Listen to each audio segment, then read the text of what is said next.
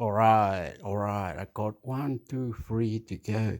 In the mix sector, YouTube not too loud. See how loud it is? It's pretty loud, isn't it? In the mix sector. Doo-doo-doo. Okay, see what happened. Let's play the news in the description. Or love you to love you. Love you. Huh? Asia, I love you, Asia. I love you, Europe. I love you, Chile.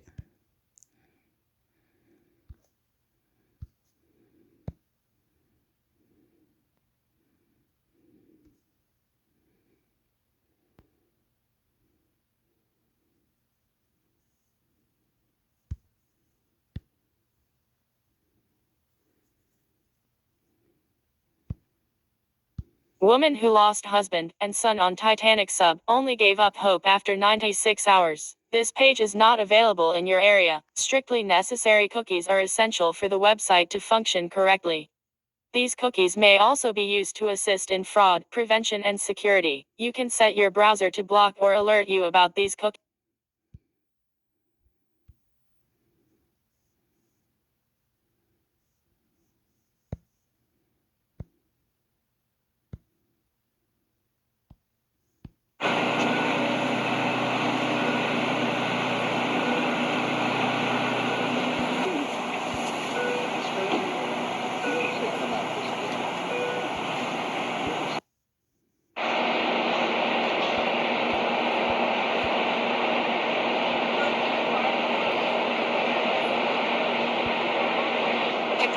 I know it's not a good angle for you, but we gotta come back up.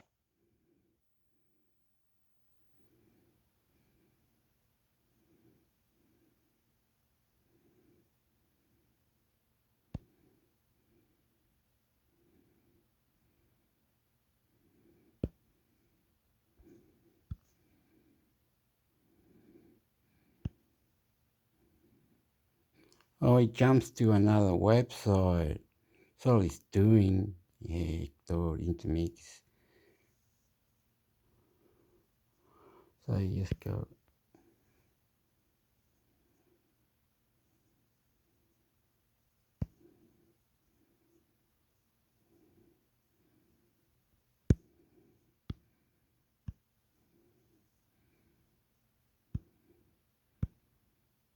Savings rates continue to rise with new Best Buy Easy Access and 6 This Is Money.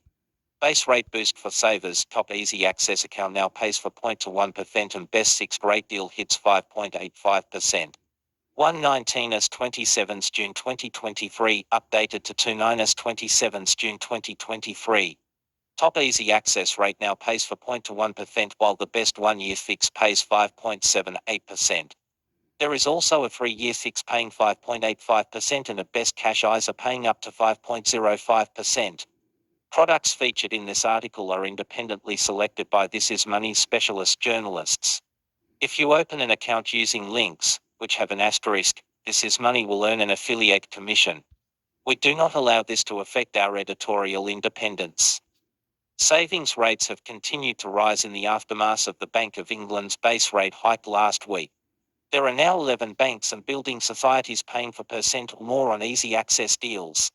Meanwhile, 6th rate deals have also been heading upwards. The average 1-year 6 has risen from 4.49% on Thursday to 4.61% today. According to Money Facts, the best 1-year 6 now pays 5.8% while the best longer-term deal pays 5.85% over a 3-year period.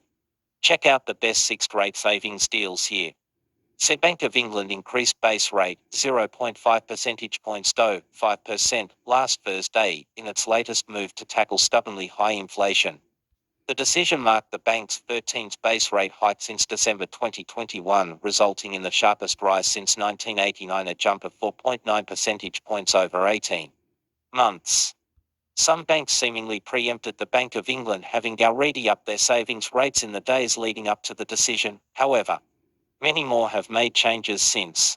This includes the savings and investment app Chip Asterisk, which today upped its instant access savings rate to 4.21%.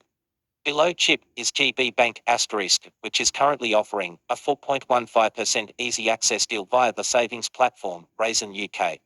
Principality Building Society has upped its double access account to also pay for 0.15%, albeit savers are limited to making 2 withdrawals a year. Next come Finergy Bank, which pays for 0.12% on its easy access deal, and Oxbury Bank, which now pays for 0.11%. Free savings alerts, best rates straight to your inbox. Please enter valid email address. Savers putting £10,000 in chip steel can expect to earn £421 of interest over the next month if rates remains the same. Check out the best easy access Favix rates here. The best 1 year and 2 year fix both pay 5.8% courtesy of Foxbury Bank. Someone putting £10,000 in the best 1 year could expect to earn £580 of interest over the next 12 months. Prior to the base rate, only Ali United Bank was paying 5.7%, now 8 providers pay 5.7% or higher. The highest paying fixed rate deal is offered by Cognos Bank and pays 5.85% over a 3-year period. Someone stashing £10,000 in this account could expect to earn £1,860 over the next 3 years. What other notable changes happened? It wasn't just at the top of the Best Buy savings tables where the action happened. Swathes of banks and building societies decided to take action following the base rate hike. Lloyds Bank launched to 6 cash ISA deals that offer favors tax-free interest of up to 5.05%. Check out the best cash ISA rates here. Challenger banks Chase and Monzo up the rates on their instant access linked savings accounts. Monzo customers for feeling to easy access rate rise immediately from 3.4% to 3.7%. From the 3rd of July, Chase's 1,600,000 UK banking customers will see the rate rise on its linked savings account from 3.3% to 3.8%. Popular app-based savings provider Fartam Bank and Zo porked rates as well. Atom upped its easy access savings rate from 3.2% to 3.95%, while Zopper increased its deal from 3.5% to 3.92%. Some links in this article may be affiliate links. If you click on them, we may earn a small commission. That helps us fund This Is Money and keep it free to use. We do not write articles to promote products. We do not allow any commercial relationship to affect our editorial independence. Okay, there was something like that too, where they can borrow not money, not how you do it.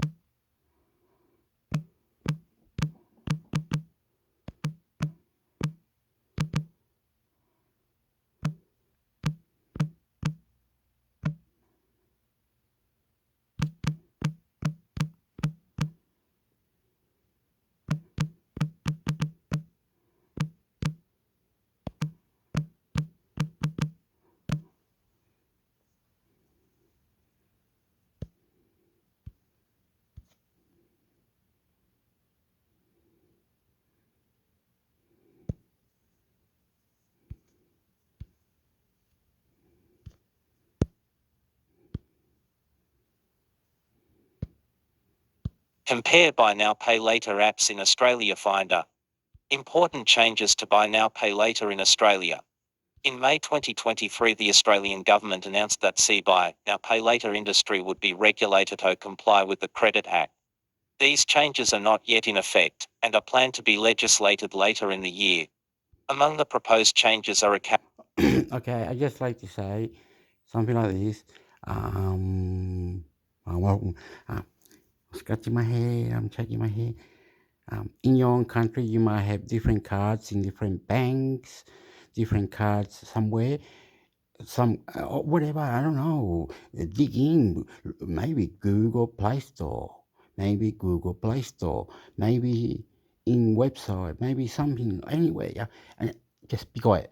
And then it will lend you $700 to $390, and then it will increase if it works or whatever it is. The credit card, you can use it to buy food, clothes, here and there. You will have $500 on that card as long as you put it in the money when you've been told to, or you know how and how it works. Investigate, put your mind into it. It's not like saying anyway. What the hell did I do? Compare Buy Now Pay Later apps in Australia Finder. Important changes to Buy Now Pay. So you've got to look into these things, pay now, pay later, other things. I haven't investigated. I don't know nothing about it. Maybe there's some in the website, some in Google Play Store, somewhere you can buy a gift card and put it there and you win more extra or whatever. All in your mind. Later in Australia.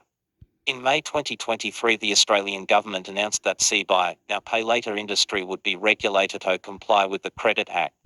These changes are not yet in effect, and are planned to be legislated later in the year. Among the proposed changes are a cap on late or missed payment fees, stricter marketing requirements, and an improved hardship processes for customers. Buy Now Pay Later (BNPL). Providers allow you to buy something right away and spread out the cost over time, usually for weeks. You don't have to pay any interest, but fees and charges can quickly add up if you miss your payments. Compare Buy Now Pay Later services. What is Buy Now Pay Later? Buy Now Pay Later is the term used to refer to interest-free credit providers. Many people are even cutting up their credit cards in favor of this potentially more attractive shopping solution. These interest-free platforms allow you to spread the cost of purchases over time, usually about 8 weeks, rather than paying large amounts of money upfront for items you want or need. How does Buy Now Pay Later work? BNPL works in much the same way as the interest-free deals major retailers have offered for years, by allowing you to delay paying on your purchases and spreading the cost over a longer period of time. The only difference is that you are effectively borrowing money from a third-party provider that is available in a range of different stores, as opposed to a single retail outlet. It works in a similar way to lay-by, but instead of securing an item for later purchase, you receive your goods right away. How to use BNPL. Sign up with a provider. Sign up either online or in store. You can usually get on the spot approval. Make your purchase. Some providers only work with partnered merchants, whereas others are accepted anywhere that takes credit cards. Pay back what you spent. Repayments are usually made in regular installments and are automatically deducted from your nominated card. You need to make sure that you have sufficient funds available to be able to cover the repayment. Interest-free. What's the catch? Most interest-free platforms, including Afterpay, charge the retailer a fee per transaction. This is how interest-free platforms make most of their money. Retailers benefit from offering options such as Afterpay and Zip because it takes away one of the biggest barriers to closing a sale. It allows shoppers to spend money they don't have. Some BNPL providers charge monthly account keeping fees, payment processing fees, or early exit penalty fees. They also charge fees for late payments. Because repayments are deducted from your nominated account or card automatically, if there are insufficient funds and you don't reschedule your repayment, you'll be charged a late payment fee. These late payment fees are usually fairly low, roughly between $2 and $12 for smaller orders. However, these fees can add up and send you on a debt spiral quite quickly if you're not careful. Do Buy Now Pay Later platforms conduct credit checks? Most BNPL platforms usually perform something known as a fast credit check. This means that they will confirm your details and check your credit records for bankruptcy or Part 9 debt agreements, but the check won't show up on your credit score like a hard credit check would. If you have major defaults on your credit record, you might not be eligible. Other interest-free platforms may not check your credit score. Therefore, it's up to you to be realistic about what you can and can't afford to pay back. While interest-free platforms don't affect your credit record, when you sign up, they can report defaults to your credit reporting body, which will negatively affect your score. Depending on how many payments you miss, you may also have to pay legal fees if action is taken against you. Compare Buy Now Pay Later providers in Australia. Afterpay. Select Afterpay at the checkout, online or in store. Repay in for equal fortnightly installments. Late payment fees of $10 and a further $7 if you still haven't paid the next week. No. Bright. Sign up for a Bright account online to pay for home improvements or home energy installations. All plans are interest-free. $4 monthly account keeping fee. $4.99 late payment fee. Yes. Hum. Sign up for Hum online or via the app to use at a range of stores and pay no interest. Apply for up to $30,000 with terms up to 60 months. $0 monthly C4 terms of 2.5 months or less. $8 monthly C4 terms of 5 to 60 months. Late fees apply. Depends on loan amount. Klarna. Shop now with over 200,000 online retailers including ASOS, H&M, Topshop, Boohoo, Nasty Gal, MVMT and Abercrombie and Fitch and Pay later over for interest-free installments. Yes. Latitude Pay. Shop online or in-store and pay in 10 weekly payments. Retailers include Harvey Norman, The Good Guys and Kitchen Warehouse. No fine up C. No interest. $10 late payment C. Transaction fee for merchants. Yes. Lay-by. Shop online or in-store at its partnered stores and pay in 6 weekly payments. No fine up C. No interest. $10 late C. Transaction fee for merchants. Yes. PayPal Pay in 4. Select PayPal Pay in for at checkout online. Repay in for equal installments over 6 weeks. There is no interest charged for using this service. $30 minimum spend, $2,000 maximum spend. No fees, including late fees. Yes. Zip Money. Sign up online or at the checkout and receive a line of credit between $1,000 and $5,000.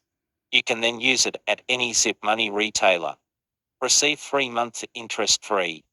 25.9% rate applies after 3 months to outstanding balance. $7.95 monthly fee applies when you have an outstanding balance. Late fees apply. Yes. Zip Pay. Sign up online or at the checkout for a credit limit up to $1,000. You can use your credit line at any Zip Pay retailer. 0% PA interest rate. Up to 60 days fee free, but a $7.95 monthly fee will apply after this period if you do not repay your purchase in full and will remain as long as you have an outstanding balance. Minimum monthly repayment of $40. Yes. All season charges have been fact-checked as of December 2022. Afterpay vs credit cards, which is better? What features are offered by Buy Now Pay Later platforms? Each provider offers the following features with its BNPL service. Varying loan term. Loan terms vary greatly depending on the provider and the retailer. For small value purchases, loan terms can be as little as a few weeks to up to 6 months. For larger purchases, you may not have to repay your purchases in full for up to 2 or more years. Variable purchasing power. Depending on the provider, you can receive purchases prior to payment costing as little as $35 up to as much as $30,000. Repayment frequency. Again, it varies depending on the provider. Line of credit products generally require monthly repayments, whereas merchant payment options are commonly paid back in for installments. Convenience. All interest, free finance products can be applied for and approved in minutes at the point of sale or online. Paperless. The application process and loan management is done online, so you won't need to physically print or sign anything. Wide acceptance. Line of credit. Debit cards are accepted anywhere. Normal credit cards are accepted. The merchant payment option is only available at partner merchants. However, there are a number of businesses offering this payment option. Ongoing. Unlike a loan, line of credit products do not expire once you pay off your debt. You can keep the card and use it again when required. What to do if you can't meet a repayment? If you can't meet a repayment, it's important that you contact the BNPL provider you used as soon as possible. Most providers will allow you to defer the repayment date by a week or so without penalty. However, some providers may charge you a late fee for a missed payment. Missing the payment without contacting your provider beforehand could see you receiving a black mark on your credit file. This could impede your chances of applying for credit in the future. Therefore, it's never a good idea to bury your head in the sand if you think you're not going to be able to meet your next payment.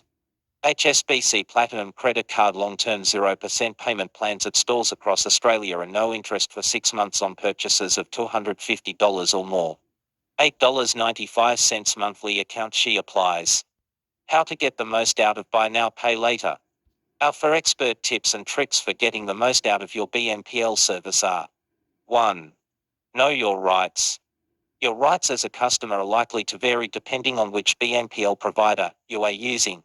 Therefore, it's a good idea to check the terms and conditions of your specific provider rigorously prior to using its service. Generally, the below applies. Refunds. Most BNPL services provide full refunds for returns. Credit assessment. Many do not assess your credit, unlike credit card or personal loan companies, though some BNPL providers, particularly those with higher credit limits, may do. Point 2. Defaults generally not listed. If you default on a repayment, most providers will not list this on your credit record. Less legal protection. You have less legal protection with a BNPL contract than you would with using a credit card or a personal loan. Point 3. If you run into issues, BNPL schemes are not required by law to help you if you run into financial trouble or trouble with your merchant. Can list defaults. BNPL services can still legally list a non-payment as a default on someone's credit report, even if most choose not to. 2. Try not to spend more than you need to. It can be easy when using a BNPL scheme to end up spending more than you were planning to. Try to avoid overspending by bearing in mind that while the cost of the payments may be spread out over a longer period, it is the same amount of money. On top of this, you run the risk of being charged late fees if at any point you don't have enough money in your account to cover an outgoing charge. Take into account weeks that you know bills or other costs will be coming out of your account and factor in the additional charge of the BNPL payments. Ensure that you will have enough money in your account for every payment date. And if it looks like it may be unlikely, remove that last impulse purchase from your cart. 3. Set up payment alerts. As mentioned earlier, missing repayments can leave a mark on your credit report. Most BNPL providers take direct debit payments automatically. Therefore, if you forget a payment and there isn't enough money in your account, you could see your credit rating taking a dent. Avoid this by setting a reminder a few days before your repayment is due to leave your account. This gives you time to make sure that the right amount of money is in there before the direct debit is taken. Or, if it's going to be impossible to have the cash in time, to contact the provider ahead of time to let it know. Often, providers will allow a repayment deferral of a week or more, free of charge, if they are notified in advance. 4. If you want to return an item, do so as soon as possible. To avoid paying for items you have changed your mind about, it's a good idea to make your returns as soon as possible. Ideally, you want to send or take items back before your next payment date. While most BNPL providers will refund you in full for return purchases, it may take a few days for your refund to process. This means more time with less money in your account. What should I consider before I apply? While interest-free finance may be enticing and suitable in some cases, there are a number of factors to consider before using it. Fees. All line of credit providers charge some form of fee. Most fees are associated with cash withdrawals and missing repayments. Some charge a fee for every single transaction. Interest. Though most providers don't charge interest, some might charge it after an initial interest-free period. Rates can be high, in some instances up to 29% PA. Minimum repayments. The minimum repayments are unlikely to repay the loan within the interest-free period. If you do not make additional repayments, you will be charged interest. Credit record entry. Interest-free products are still a type of personal loan and can be recorded on your credit history if you don't meet your repayments. Be cautious of overusing or not repaying these products. It's important to Oh no. Oh no. It was near the end anyway. You can get these cards in the, get the cards at where you meant to get the cards. I don't know, it's gone silly now.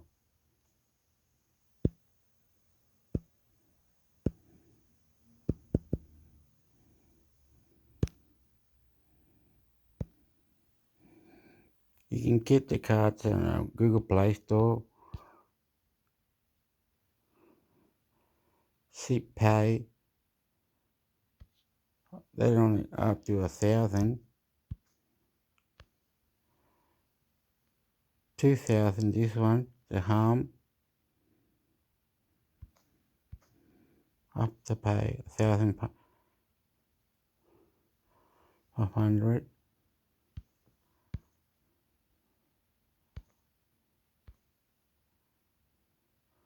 PayPal.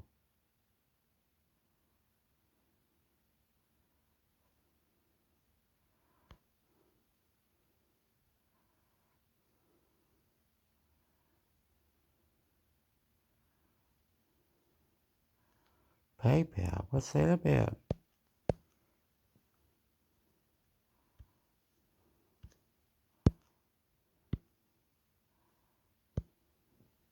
PayPal Pay in for review, sees, features an eligibility finder.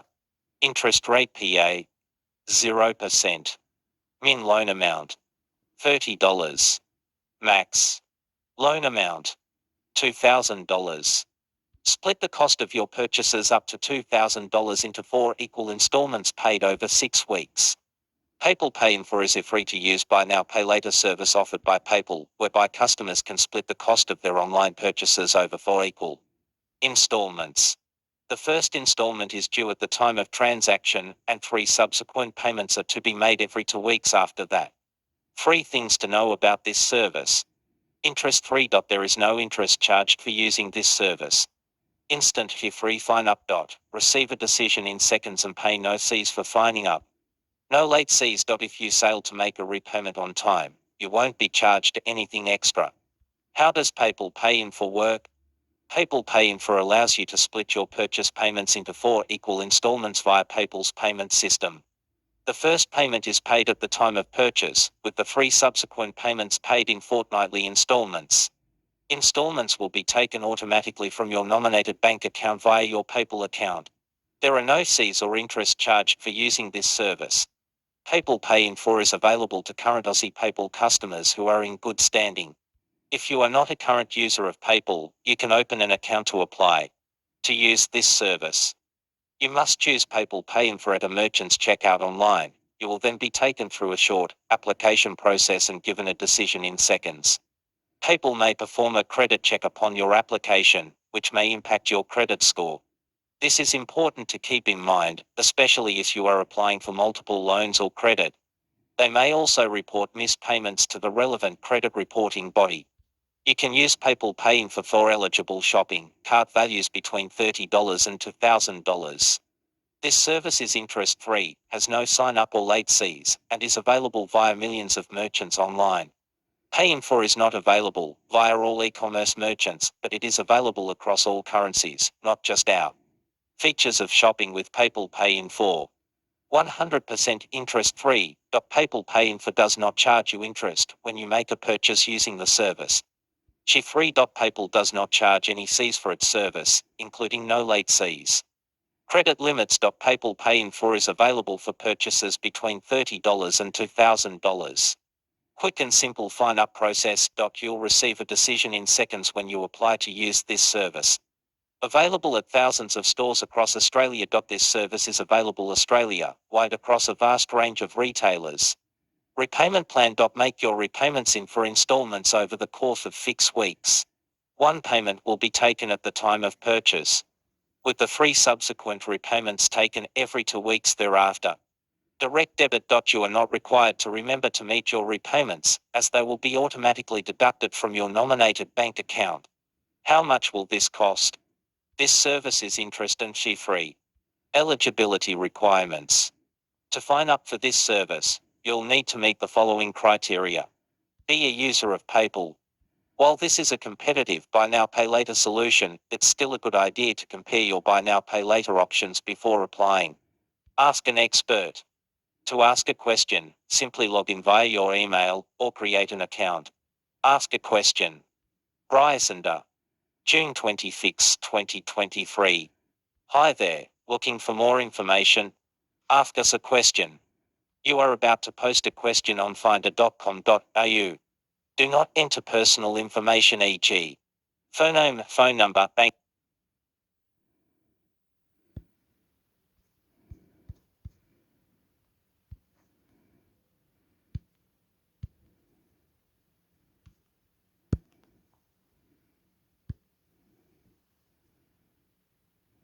See the other card in it? Afterpay review, costs and features finder. How does Afterpay work? You can start shopping with Afterpay by signing up and linking an Australian Visa or MasterCard debit or credit card. All you have to do is sign up and confirm your details. Online.buy online by selecting Afterpay at the checkout. In-store.buy in-store at selected retailers by using your phone to visit afterpay.com.au and entering the amount you want. You'll get a barcode on your phone that can be scanned at the cash register. You pay the first quarter of the purchase price at checkout, with the remaining quarters to be paid back every 2 weeks after that date. Payments are processed automatically, and you'll receive reminders before payments are due. In order to make sure the service is free to use for everyone, the amount you can spend at any one time may be subject to approval. All this information will be communicated to you before you've paid, so you can always make an informed decision. See the full Afterpay store list. Features of shopping with Afterpay. No interest. Working in a way similar to a no-interest loan, the only charges a customer will pay are their installments, every 2 weeks. And any applicable late fees. No advance sign up for in-store purchases. Even if you don't have an account, you can still walk into a selected retailer and choose Afterpay. You'll just need to sign up later. Manage your account. Sign in to see your upcoming payments, orders and account information. Reminders. You'll be notified ahead of time when a payment is coming up and how much it is, so that you can make sure there's no overdrawing. Automatic deductions. Each quarter amount is automatically deducted from your chosen card to make sure you can keep up with your repayments. Even if you're busy or you can't get online. Refunds and more. You can still get a refund for purchases you've made with Afterpay in line with each store's refunds policy. Pay in advance. You can pay installments ahead of time, penalty-free. Market-leading security. Afterpay is a PCI DSS Level 1 certified compliant service provider organization. This is the highest level of payment security there is, for both your card details and your personal information. Earn rewards. Shopping through Afterpay and paying each of your installments on time can earn you benefits through Afterpay's Pulse Rewards program. These rewards range from discounts at stores to being able to postpone your upfront quarter payment from checkout to 2 weeks after your purchase. How much does Afterpay cost? There are 2 costs involved with Afterpay. Firstly, there is the cost of the item you're buying. The other cost is a late fee for missed installments. If a deduction is unsuccessful, you will be notified and you will have a chance to log in and choose a different payment method. Failure to do so will incur a $10 late fee, followed by another $7 for every 7 days your payment is late. Late payment fees are capped at 25% of the cost of the order, or $68, whichever is less. For example, a $40 order will not incur late fees above $10, and a $400 order will not incur late fees above $68. If you believe you are unable to pay an installment, you should contact Afterpay to discuss your options. If you consistently fail to make repayments, Afterpay holds the right to report it to a credit reporting bureau. Is Afterpay safe? Afterpay is touted as a new way to pay and different from traditional credit products, but it is important to still be careful with Afterpay. While Afterpay does not check your credit history before you apply, it still reserves the right to report defaults to credit reporting bureaus such as Experian or Equifax. You need to keep this in mind before you apply. In terms of your information, Afterpay is a PCI DSS Level 1 certified compliant service provider organization. This means that it abides by a comprehensive set of requirements to keep your data secure. What should I be aware of with Afterpay? Afterpay and other buy now pay later services can hold a place within your financial toolkit. But like all financial products, there are things that you should watch out for. Don't spend more than you can afford. While breaking your payments up into parts can make products seem more affordable, you are still paying the same amount for that product. Ensure that you can comfortably make each of your installments, so that you avoid any late fees. The fees can add up. While Afterpay caps its late fees at $68, that amount is per order. If, for example, you fail to make payments on 4 orders, you will be facing late fees of up to $272. If you believe you won't be able to make a payment on time, be sure to contact Afterpay directly to try and work out a solution with them. It could affect your credit score. Afterpay claims it avoids sending defaulted or late payments to credit bureaus, and that it will work with its customers to solve any financial difficulties. However, it does reserve the right to report defaulted payments to a credit bureau or to a third-party collections agency. Is there a limit to how much you can spend with Afterpay? Afterpay limits your spending based on your history with the service. New accounts will be limited to $500. And this amount increases based on a number of factors based around how long you've used Afterpay and whether you've made your payments on time. Your spending limit may be reduced if you fail to make your payments on time, and the more consistently you miss your payments, the more your limit will be restricted. In short, your limit will increase the more you make your payments on time and will be reduced the more you fail to do. So, does Afterpay do a credit check? No, you'll be automatically approved as long as you're 18 or over and have a working credit or debit card. How to sign up for Afterpay? In order to sign up, you have to meet the following criteria. Be at least 18 years old and capable of entering into a legally binding contract. Have a valid and verifiable email address and mobile number. Have an Australian credit or debit card. Afterpay is not a store credit application. You don't have to sign anything or fill out an application form. All you have to do is make sure you've read the details and signed up online. Should you offer Afterpay for store owners? As a business owner, offering Afterpay or any other interest-free payment service has some pros and cons. Pros: increase buyer conversions. Flexible repayment options make the transition from browser to buyer smoother. Higher purchase rate. Empower your customers to make additional purchases. Increase customer base. Appeal to a larger customer base, such as those who otherwise may not have been able to afford your products. You also have access to Afterpay's 3.1 million strong customer base. Point 1.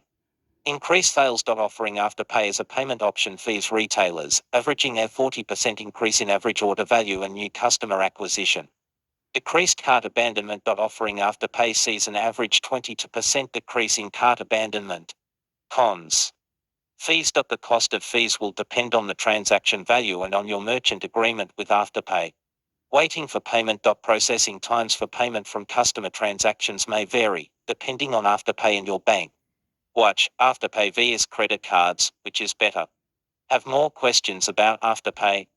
Afterpay doesn't charge customers to use its service, but rather makes money by charging retailers fees for offering the service. It also makes some money, approximately 20% according to an ASIC inquiry into the sector, by charging customers late fees. Afterpay's platform will not charge you interest. However, if you use a credit card as your payment method, then you can be charged interest through your credit card provider. Interest-free periods on credit cards are usually 55 days if you have paid your previous statement periods balance in full, whereas Afterpay offers repayment terms of 56 days. Check the interest-free period on your credit card and aim to repay within that time frame if you really don't want to be charged interest while using Afterpay. Yes, full and partial refunds are available.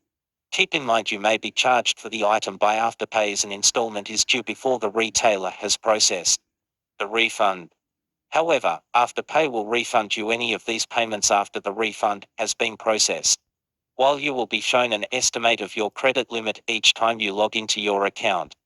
Afterpay uses an automated system to approve you for an amount on a purchase-by-purchase basis. According to Afterpay, the longer you've held an account and the more purchases you successfully repay, the more likely you are to be approved for a higher amount. The buy now, pay later sector is currently under an ASIC review. Find out more about this review.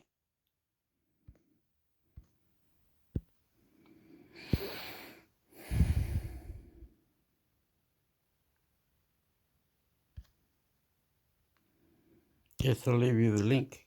Give you the link for it. The link heter. Oopala.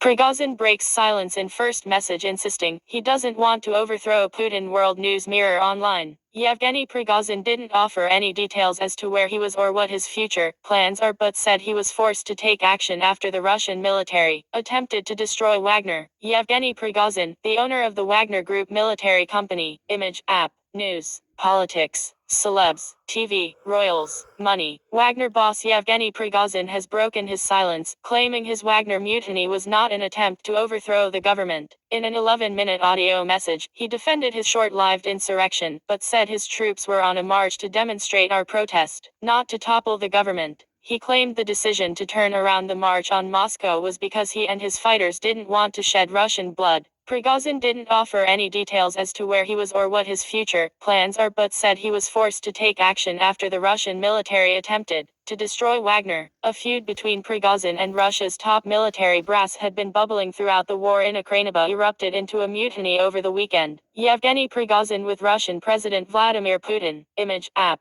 Wagner mercenaries left Ukraine to seize a military headquarters in a southern Russian city and rolled troops for hundreds of miles toward Moscow, in what some said was an attempted coup. But after less than 24 hours, they turned around. Russian media reported that several military helicopters and a military communications plane were shot down by Wagner forces, killing at least 15. Prigozhin denied there were any casualties on his side, but said today, "We are sorry that we had to strike the aircraft, but that aircraft was dropping bombs and launching missile strikes on us." But he claimed today that if the Russian army had marched on Ukraine's capital like Wagner marched on Moscow, the war would be over. He said in the message, the aim of the march was to avoid destruction of Wagner and to hold to account the officials who, through their unprofessional actions, have committed a massive number of errors. Prigozhin looks out from a military vehicle in Russia, Saturday, June 24, 2023, image, app. The Kremlin said it had made a deal for Prigozhin to move to Belarus and receive amnesty, along with his soldiers. There was no confirmation of his whereabouts Monday, although a popular Russian news channel on Telegram reported he was seen at a hotel in the Belarusian capital, Minsk. Making a statement in the comments, Foreign Secretary James cleverly quoted Prigozhin's public statements which suggested the war in Ukraine was started so Russian Defense Minister Sergei Shoigu could collect personal accolades and other reasons that differ from the official Kremlin line. The foreign secretary said, he drove a coach and horses through President Putin's case for war. He added, now that Russia's leadership cannot justify this war, even to each other, the only rightful course is for Putin to withdraw his troops and end this bloodshed now. Please check back regularly for updates on this developing story here. Read more.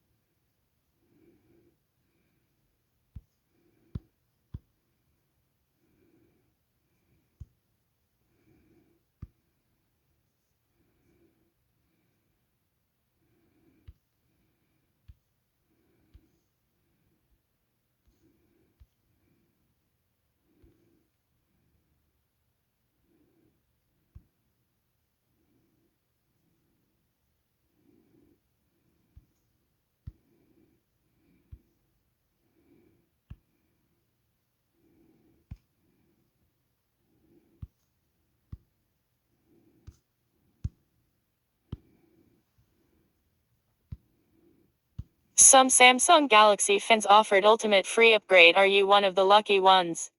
Mirror Online. If you own a Galaxy phone and use the Vodafone network, you could be set for a speedy boost. Samsung Galaxy S22 update. Image, Samsung Getty, news, politics, celebs, TV, royals, money. Some very lucky Samsung Galaxy owners are getting the ultimate speed boost thanks to a big upgrade from Vodafone. The UK network has just announced the launch of a new 5G service, and those with a Galaxy S21 or Galaxy S22 in their pockets will be the very first to get it. The upgrade, which Vodafone is calling 5G Ultra, offers users much faster speeds, which should be up to 10 times quicker than standard 4G. That means streaming movies on the move or downloading files away from home will be much smoother. Of course, 5G data downloads aren't anything new, but what sets this new option apart from current technology is that it's a totally standalone service. As Vodafone explains, 5G service offered by telecoms companies relies partly on 4G technology, which is why it is known as 5G non-standalone. Vodafone's 5G standalone has every element fully upgraded and future-proofed. Along with being way faster, it should also help devices be more efficient, with users seeing up to 25% longer battery life. 5G is also better when lots of people are trying to use it at the same time. That's good news for anyone trying to post a picture at a people-packed football stadium or pop concert. Right now 5G Ultra is available on those two Galaxy phones, with Vodafone promising that more devices will be added next month. Most read. Nicola Bully inquest, mom's cause of death revealed as pathologist shares new details. Get paid £144 to upgrade to Pixel 7 with incredible deal that Google can't match. Xiaomi 13 Pro review. Fantastic camera and battery life combined with powerful processing. So how do you access it?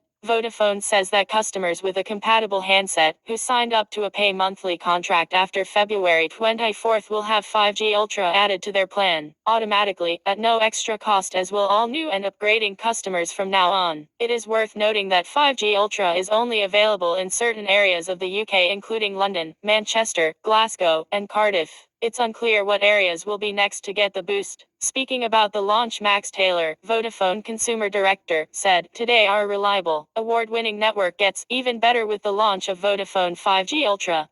Our customers in London, Manchester, Glasgow, and Cardiff will be the first to experience the fast speeds, longer-lasting battery life, and even more reliable connectivity 5G Ultra brings." Read more. Wow.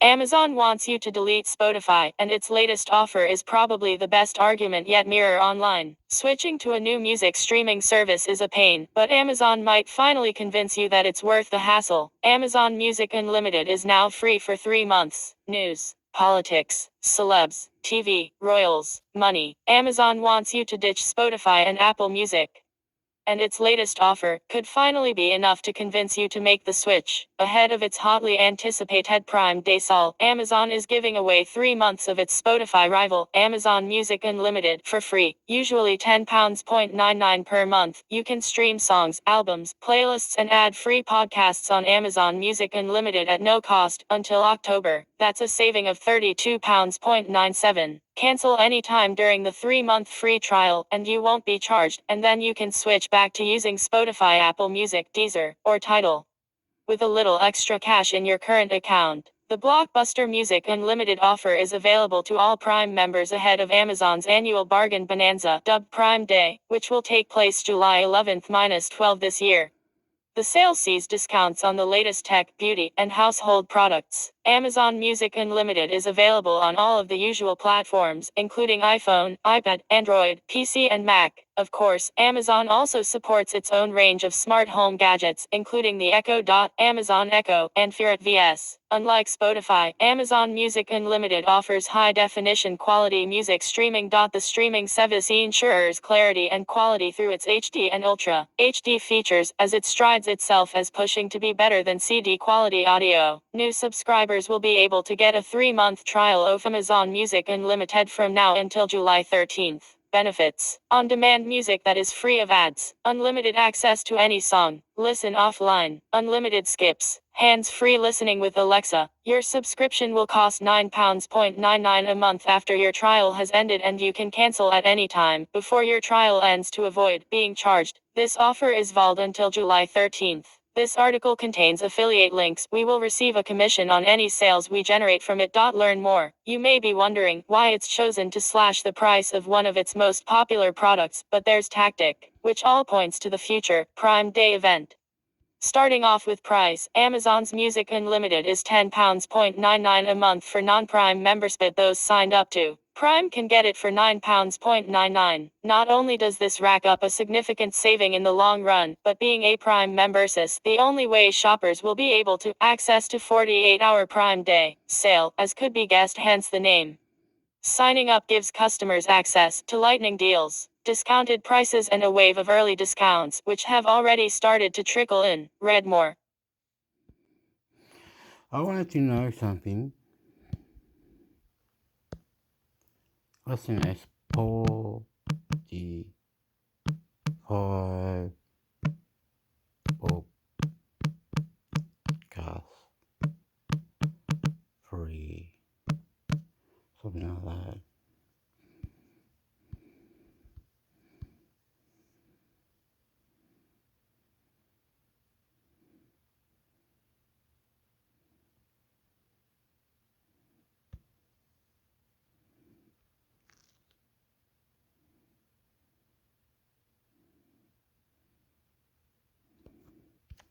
No.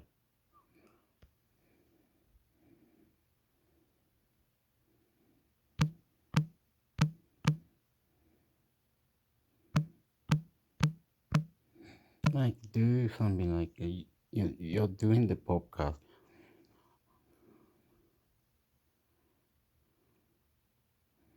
Something like this. How to start a podcast on Spotify free.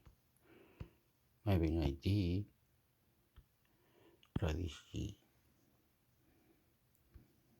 How to start a podcast.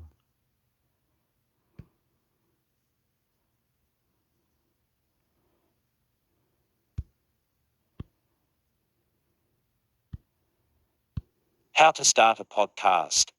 The basics. What is a podcast? Let's be real. Most of us have a general understanding of what a podcast is: a collection of digital, audio, or video files that are made available for audiences. But as we enter the podcast world ourselves, more questions start popping up. The good news is, a podcast can be many different things, and it all depends on you, the creator. A podcast can be one person speaking into a microphone or even their phone's mic, alone in their apartment or podcast studio. It can be a pair of friends or a group of 5. It can be serious, funny, boisterous, cerebral, quirky, sarcastic, or a little bit of everything. But in its simplest form, a podcast needs 2 things: an idea and a voice to bring it to life. Plush, now that video podcasts on Spotify are available to more creators than ever, the answer to what is a podcast has expanded even further. Why should I start a podcast? Every voice is a podcast voice, and yes, that includes yours. Whether you want to use your voice to create, express, or build, podcasting is the perfect way to say it all. It also helps that podcasting continues to grow as a medium. More people than ever are creating audio and now video stories. Even if you already have a fan base from a different hustle, podcasting can help you expand your reach and connect with your audience in a deeper, more authentic way. How do I start a podcast? Spotify for Podcasters is an easy way to make a podcast, so if you're reading this, you're already in the right place. So, look around you. Do you have a computer or smartphone to record your sound, or camera to record your video, and the same devices to edit your podcast audio footage? If yes, you're almost ready to start. The only thing left to do is go to podcasters.spotify.com or download the Spotify for Podcasters app. Ready to jump right in? This article about starting a podcast in less than an hour can help. What is Spotify for Podcasters? Spotify for Podcasters is an all-in-one podcasting platform. That means you can create, distribute, grow, and monetize your podcast all from our app or website for free. Your episodes can automatically be published to Spotify and can easily be distributed to other platforms. If you already have a podcast hosted elsewhere, you can still take advantage of Spotify's free growth tools for podcasters, like analytics and fan engagement. You can do this by claiming your show on Spotify for podcasters. Claiming your show does not change ownership over your content or off-platform management. Get started in minutes. Why should I use Spotify for podcasters? Simply put, Spotify for podcasters is the most comprehensive tool for starting your podcast. You can use Spotify for podcasters to create, distribute, analyze, and grow your show, as well as gain access to exclusive earning tools and formats like video podcasts on Spotify. You might be wondering, is it really free? And it is. We've made Spotify for podcasters free for everyone, all the time. So go ahead, focus on your content and we'll take care of the rest. Planning your podcast. What should my podcast be about? Picking a podcast topic requires you to look inward and answer a simple question. What do you love to talk about? One way to answer this question is to think about when you're the most happy, fulfilled, or excited, and use that as a jumping off point. You could even think about what podcasts you currently enjoy listening to and use those for inspiration. It might also help to think about a podcast topic broad enough to cover many episodes or perhaps even multiple seasons. How should I pick a podcast name? Naming your podcast can be a tricky thing, but luckily we've put together this resource to make it easier. Your podcast's name has the potential to make your show exponentially more memorable and appealing or not. One place to start is to imagine your ideal audience and what would appeal to them. Oh, and you don't. So to create a podcast in Spotify is a good thing because it might be for free or something created from podcast from Spotify. Well, Amazon is more money and it's got extra things. It's different. So Spotify one thing different, and Amazon might be different. So it's up to you. The best. Spotify is a platform for radios and podcasts and other things, music. Okay, Spotify, podcast settings and all that. Don't need the word podcast in the title. What equipment do I need to start a podcast? All you need to start a podcast is the phone in your pocket. Yep, you read that right. Part of Spotify for podcasters' mission to democratize audio is to make podcast creation more available, and that means allowing you to record from your phone or computer from anywhere. However, there's also a wide variety of recording microphones available to enhance your setup. If you're interested in exploring podcast equipment beyond your phone, we've put together a guide to our favorite options. How do I establish a brand for my podcast? Centering your podcast around a specific brand takes time and consideration, from identifying your target audience to finding your specific voice, to creating cover art, and more, but we're here to help.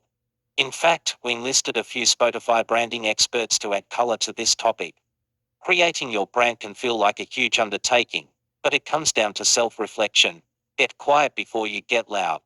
How should I pick a format for my podcast? There are several podcast formats to choose from, and it's important to pick the right one for you. Ask yourself the following: do I see myself podcasting solo or with one or maybe more friends or co-hosts? Do I want to interview guests with expertise in specific areas? Do I want to talk about reality or make up a fantastical world of my own? All of these things are worth considering. But you can dive even deeper with our complete guide to podcast formats here. And if you're rolling the cameras, there are plenty of ways to get inspired for a unique video podcast. What is a video podcast, and should I try making one? Video podcasts on Spotify bring the mediums of video and audio together in perfect harmony. Where available, this feature allows current video creators or audio-only podcasters to expand their reach to new fans on Spotify and deepen their connections with current fans. It is as easy as uploading a video file via Spotify for podcasters, and it gets published right to Spotify. Then your audience can choose to watch or listen in the background, so they can enjoy your episodes wherever they go. How do I add music to my podcast? Adding music to your show can elevate the listening experience. Spotify for podcasters allows you to make a different kind of audio show with music at the forefront. Music plus talk shows combine full-length songs from the Spotify catalog and with your own audio segments. Simply select the music tool in the Spotify for Podcasters app, search for songs on Spotify, and mixing conversation by dragging and dropping your own audio files. If you love music just as much as podcasts, a Music Plus talk show could take your storytelling to the next level. How should I prepare for my episode? The best way to stay organized is to prepare your episodes in advance. Not only does this help guide your conversations, but it can save time during the editing process later. This usually entails writing a podcast script or outline with talking points. Need help getting started? We took the guesswork out of episode prep by writing sample outlines for you. Where should I record my podcast? Perhaps your podcast recording location isn't the first thing you consider, but it can make or break your episode. People record from all over the living room, bedroom or bed, the closet, the at-home studio, but sound quality is important. Try creating an acoustically friendly environment free of background noise, echoes and other distractions. If you find yourself in a bind, audio enhancement can drown out noise and improve your vocals, even in places like a coffee shop or the back of a car. And if you're making a video podcast, consider your visual setup as well. Creating your podcast. How do I record my podcast? You're finally there, the moment when you're about to record. Let's pause and make sure you're set up for success. Is your recording equipment set up? Devices charged? Is your script or outline where you can see it? How is your Wi-Fi connection? If you have remote guests, are they ready with a quiet space to record and good Wi-Fi signal too? And if you're filming a video podcast, are your lights and cameras placed correctly? Take a moment to consider the details, then take the most important step of all, press record. It may also be helpful to record your episode in individual segments, then weave those segments into one seamless episode with our editing tools. What is a podcast trailer and what are the benefits of recording one? The main reason to record a podcast trailer is to set your mission and intention for the rest of your show. Not only does it allow new listeners to get a quick idea of your show, but it reminds you of your creative concept. Recording a podcast trailer can help you start working with your material, introduce yourself, and hone your elevator pitch. Then, you can dive into episode 1. What's the best way to interview podcast guests? As your article on writing great interview questions points out, it's a balancing act, a combination of being prepared, but flexible at the same time. Once you're sitting with a guest recording an episode, anything could happen. As a podcast host, your ability to switch gears is crucial. But of course, there are ways to increase your chances of an A+ interview, like asking open-ended questions, following up on interesting points, and doing your research beforehand. How do I edit my podcast? Podcast editing can be a challenge for many new podcasters. Luckily, you can edit your show with Spotify for podcasters from your smartphone or desktop, but there are certainly better ways to edit than others. That's why I chatted with 2 Spotify producers to explain the most important editing do's and don'ts. They cover topics like goal-oriented editing, assembling your tools, and creative audio storytelling. Making a video podcast, we've got you covered with video-specific editing tips here. How can I stay consistent with my podcast? The key to keeping your podcast consistent is to always stay one step ahead. Think about the future of your show, the topics you want to discuss, the guests you want to interview, and what a new potential listener might want to hear. Think about how to make your podcast format consistent as well. Then once you have a vision, stay on track with the podcast schedule. How do I write podcast episode descriptions? Get started by thinking about the essence of your episode. What keywords come to mind? These could be certain words that jump off the page and grab your attention, or they could be specifics like topics or guest names.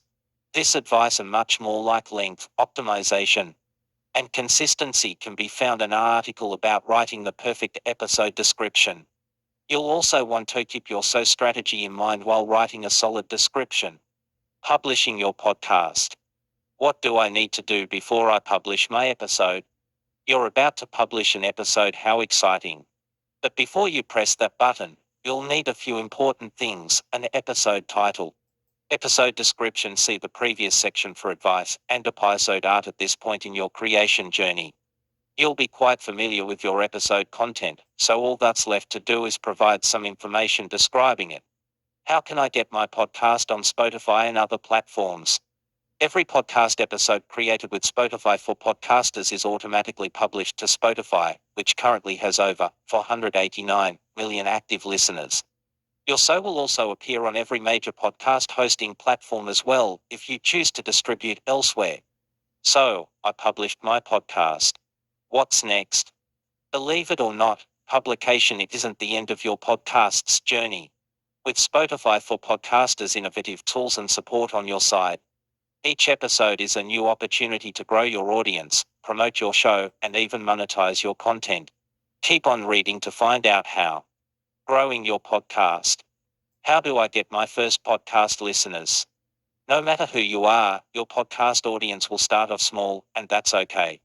Every successful podcast had to start somewhere. It's important to begin with simple goals in mind, things like getting to know yourself as a creator, getting to know your listeners, and connecting with them through avenues on social media, like TikTok or Instagram. What feels like little steps will lead to big accomplishments, like getting your first 100 listeners. Okay, I have a few listeners. How do I keep growing? There's a fully comprehensive guide to gaining momentum with your podcast growth right on our resource hub, covering topics like promoting on social media, tracking your ratings, finding new global listeners using analytics, and taking advantage of interactivity tools. Try starting there and see where it takes you. It's also important to remember that even little steps are good steps, and small audiences can contain some of the most passionate fans on the planet. How do I promote my podcast? Having social accounts dedicated to your podcasters may be the easiest and most accessible way to promote your show, and don't forget to cross-promote on your personal accounts as well. However, there are other ways to gain traction, like scoring press coverage. Here's a straightforward guide to pitching your podcast to the press and beyond. Plus, don't forget that word of mouth can be a powerful tool. You never know who might be listening, so go ahead and spread the word. How can I interact with my listeners? As you grow your show, you'll want to grow a deeper connection with fans. Spotify for Podcasters has launched a number of new in-app features that make podcast interactivity feel as natural as talking to a friend. Among our favorite features: voice messages, which your listeners can use to send you audio clips that you can use in future episodes. Q&A and polls, which lets you ask your fans questions and add them to any episode, allowing responses directly in the Spotify app. Of course, creators are always encouraged to interact with their fans through social media in their own distinct voice and style. All of this helps listeners feel even closer to the content they already love. How can I get friends and family involved in growing my podcast? One way to get started is letting your friends and family into your new endeavor. Help them help you. Your inner circle can support you by giving you honest feedback, submitting a review, sharing their favorite timestamp, spreading the word, and more. How can I connect with other podcasters? Connecting with other podcasters has become easier with the help of Spotify for Podcasters Facebook community. These are face spaces to chat with creators going through the same things you are, so take advantage of these outlets. Other ways to network could be appearing as a guest on someone else's show, or doing a crossover episode with another podcaster. How do I monetize my podcast? There are multiple ways you might monetize your podcast, both within and outside of Spotify for Podcasters. Each of those ways allows you to maintain control of your creative vision, while earning money in the process. Learn more about how you can monetize your podcast with Spotify here.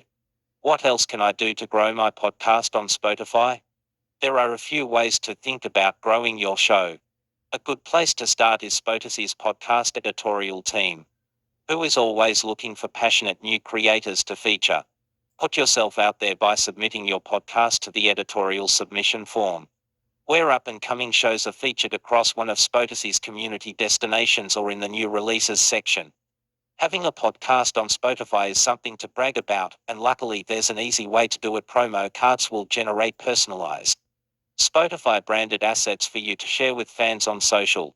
Simply search for your podcast name, choose your favorite color, and use your promo card to spread the word.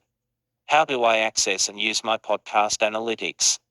To access your podcast analytics, log into your Spotify for Podcasters dashboard and head over to Catalog for non-hosted users or Analytics for hosted users. You can also view your analytics on your phone or tablet with Spotify for podcasters mobile analytics. Now that you're looking at the data, there's a few helpful ways to use it, things like using listener stats, age, gender, location, to inform your content, or using your most popular episodes as inspiration. What are some other ways I can keep my listeners in mind while I create content? No matter how much you grow, you'll want to keep your listeners close. Now you can use and study to understand your fans on Spotify through research that. Okay, you can get it in Spotify. Anyway, Spotify podcast. Don't know anyway.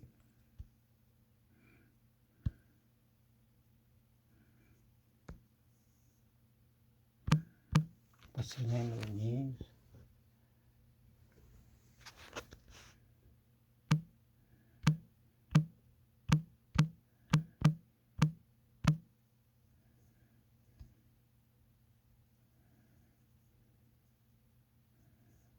Oh, no, that's not the name of the news. You have to go over here or something.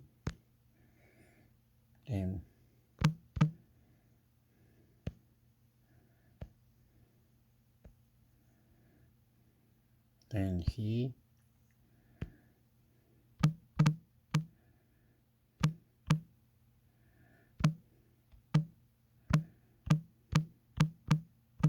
Take your time. Take your time.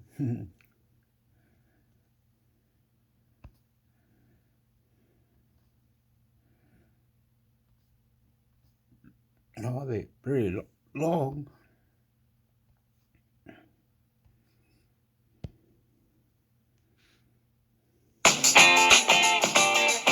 Today podcast.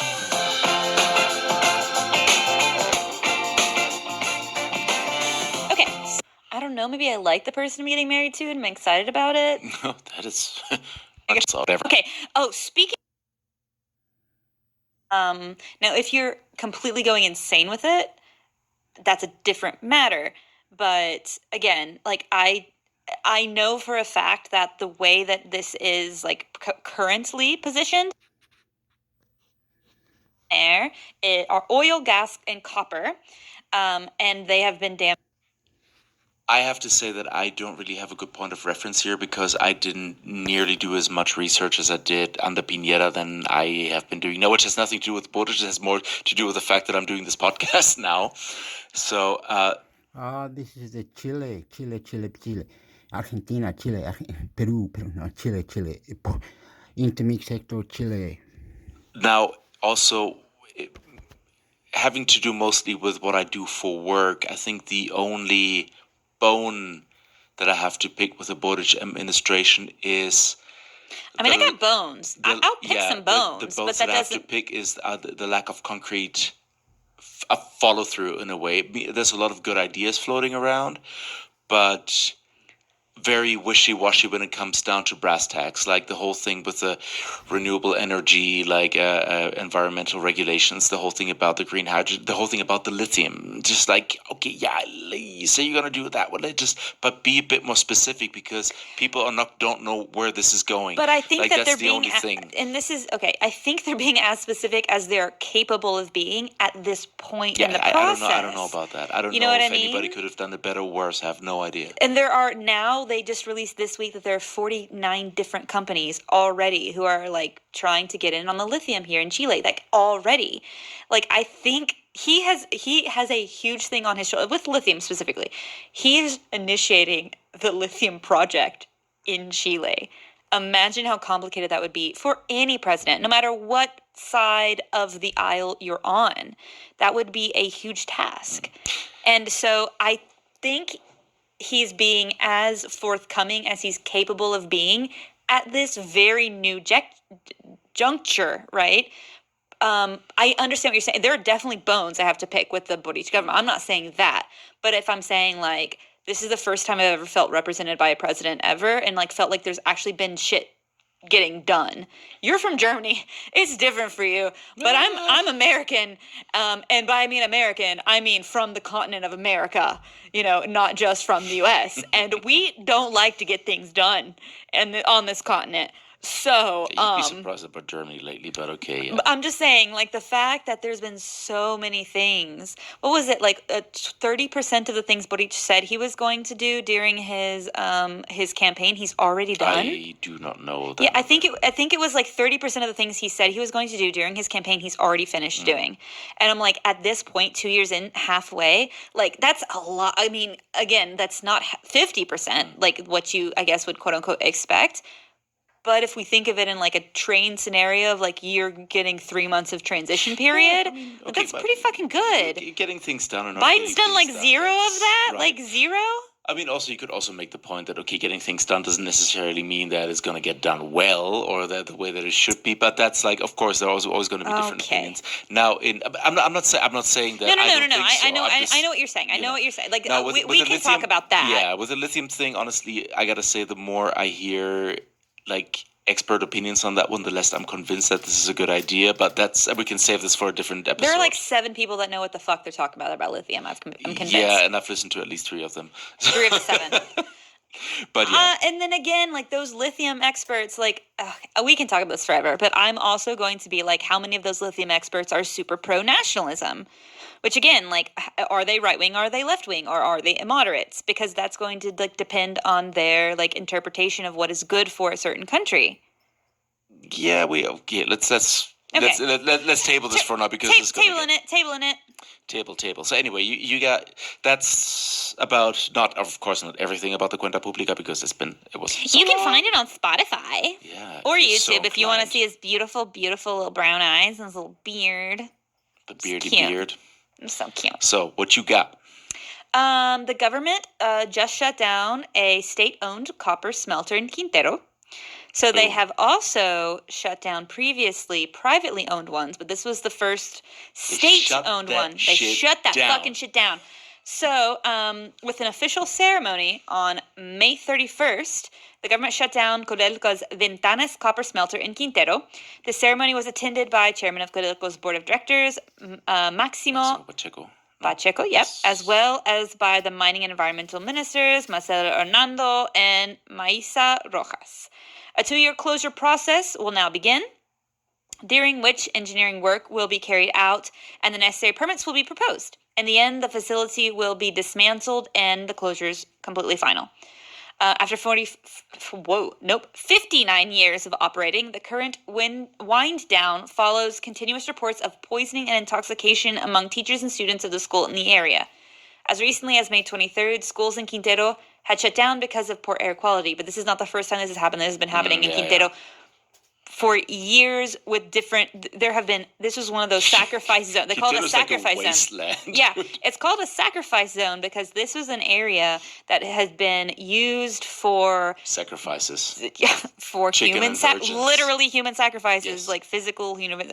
And so it was just like, it was time. There were private companies shut down previously. This was a state-owned company. As recently as May 23rd, schools in Quintero had to shut down because of poor air quality. Then, just days after classes resumed, new symptoms of intoxication were reported, and as of June 1st, an environmental alert is still in effect. So, recent events are nothing new, as I said.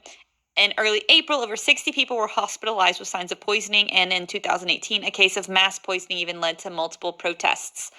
So Quintero is, as I said, a sacrifice zone that had been permanently damaged by local industries. There was also this like whole thing about like, it's really creepy because, okay, so if you've never been here, the Pacific Ocean, like you're like, Chile has so many beaches, I'm going to go to the beach. I'm like, yeah, it's cute, but the ocean is fucking cold.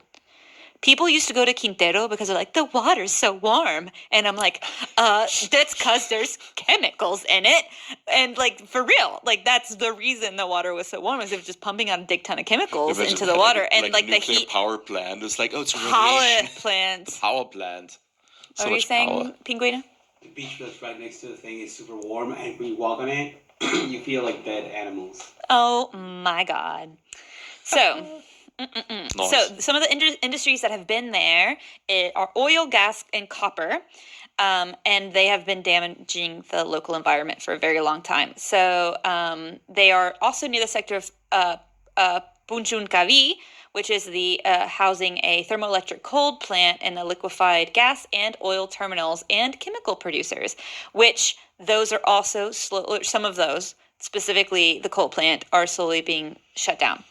As a result, the 50,000 inhabitants of the Quintero Punchunkavi sector regularly breathe in poisonous gases. Ironically, it's typically the children and the people who work there. Yeah. Because the workers are the ones who live in the area, and so they're forced to work in the plants, and which are actively really hurting them.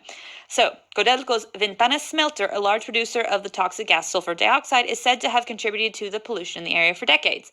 Chile's constitution states that it is the state's duty to guarantee the right to live in a pollution-free environment. Apparently, this is the first time we've ever given a shit about that part of the Constitution, but here we go. So, President Gabriel Boric made it one of his campaign promises to address the environmental problems in sacrifice zones. He announced the closure of Ventana smelter in June 2022. During his announcement, he said that almost 60% of the sulfur dioxide emissions in the area were produced by the state-owned smelter. Smelter workers went on strike following the announcement.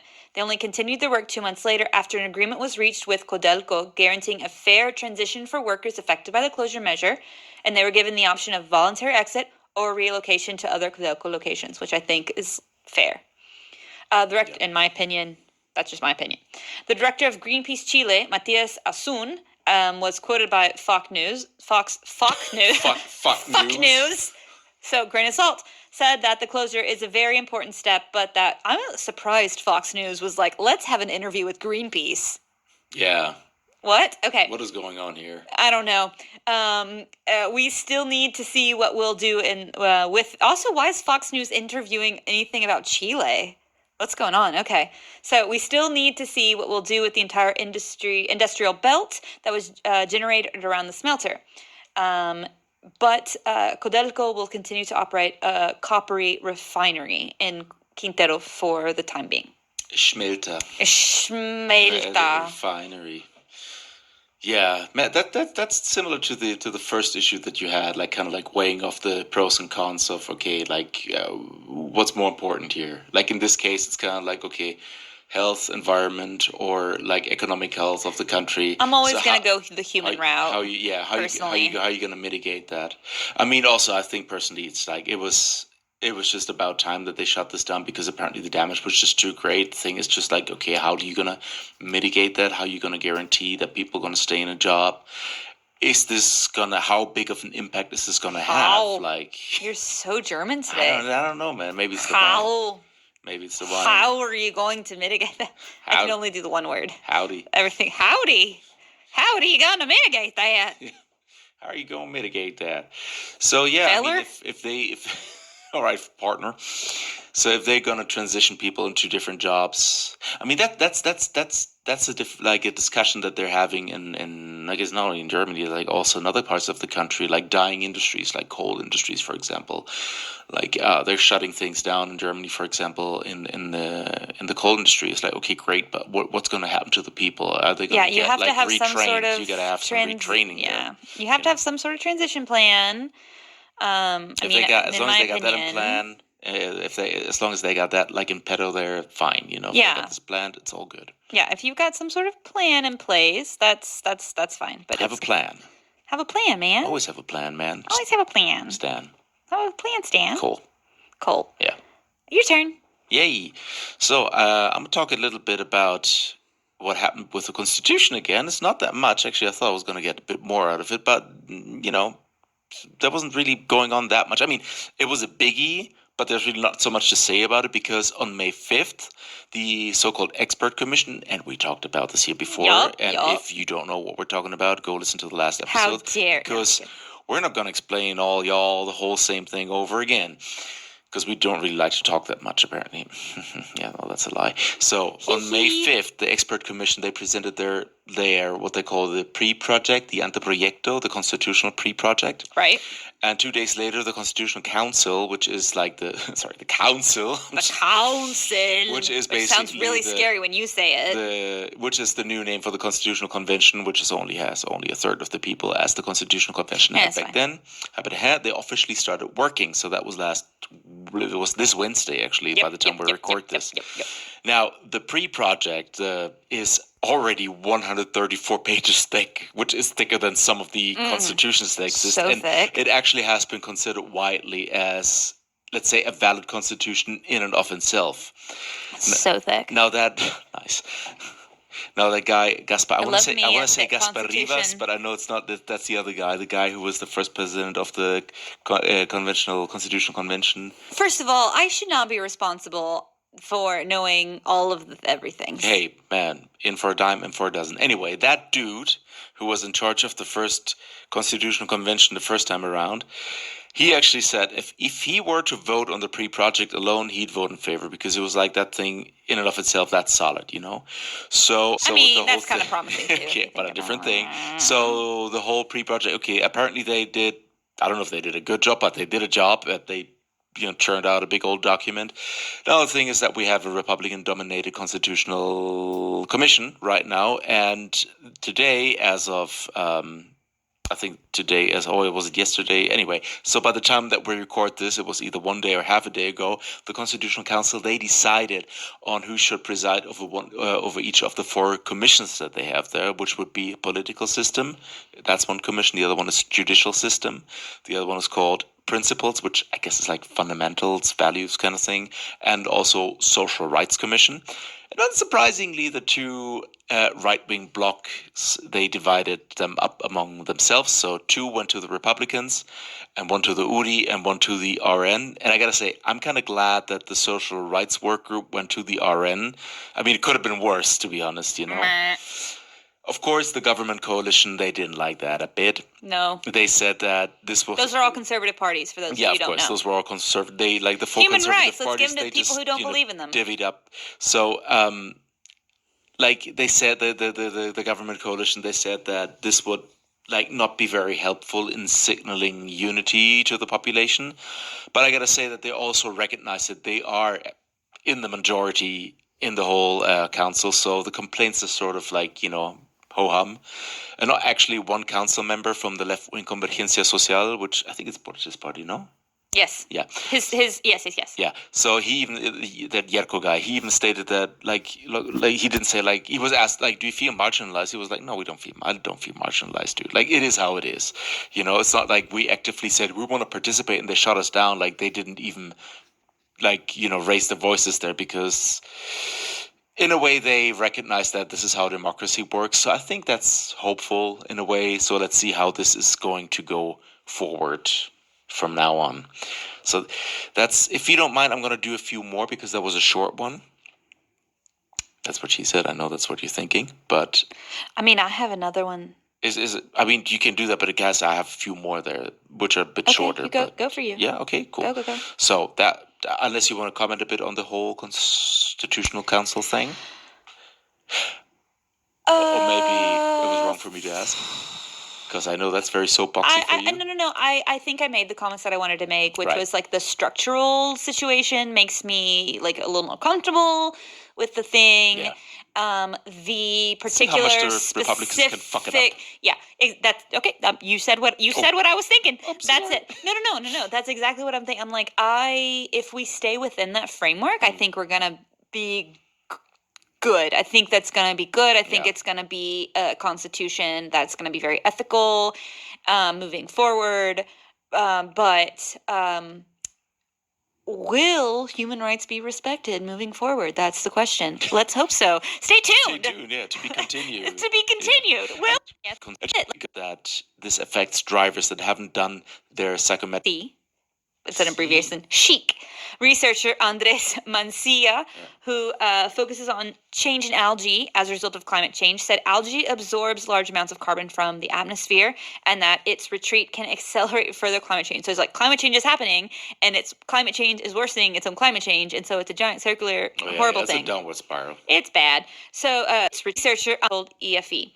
That will not completely disappear in the next decade. Some glaciers are vulnerable to climate change, especially those on the northern slope of this Darwin mountain range, covered about 2,000 kilometers squared of ice.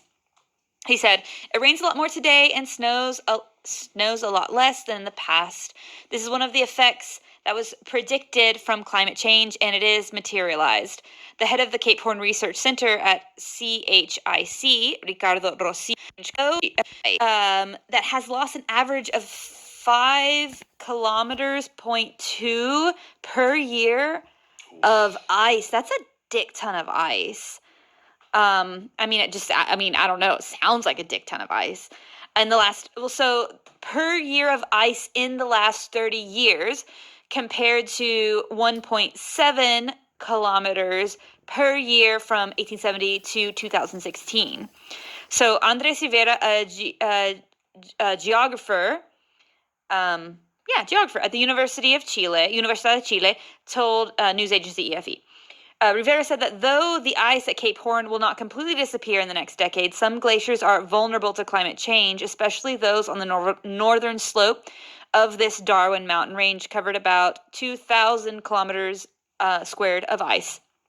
He said, it rains a lot more today and snows a lot less than in the past. This is one of the effects that was predicted from climate change, and it is materialized. The head of the Cape Horn Research Center at CHIC, Ricardo Rossi, told EFE. Chic researcher, Okay, I'm gonna say something. The same thing the lady was saying. Because when it was down, say, Patagonia or in the iceberg or Punta Arenas, whatever, I seen that the ice was higher down that way in the slopes or the towns or cities or places or tourism or whatever was down there. I don't know the names, but that was down there, and some was cutting off and melting, and rivers and others. Beautiful places to visit. Punta Arenas was further up. Chiloé, after Chiloé, I remember that, but not very good. Anyway, I'm gonna cut it. I'm gonna try this other one that cut it. I don't know. We need to help the climate change in it. Climate change. Put it over there. What's the next one?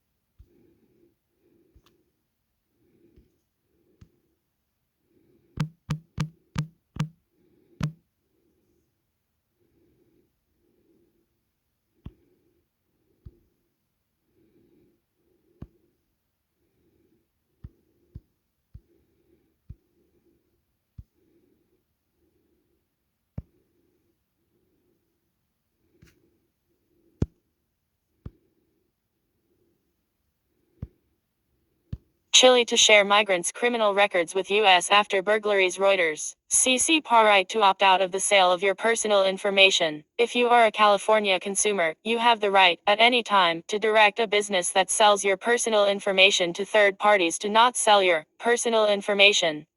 This right is referred to as the right to opt out.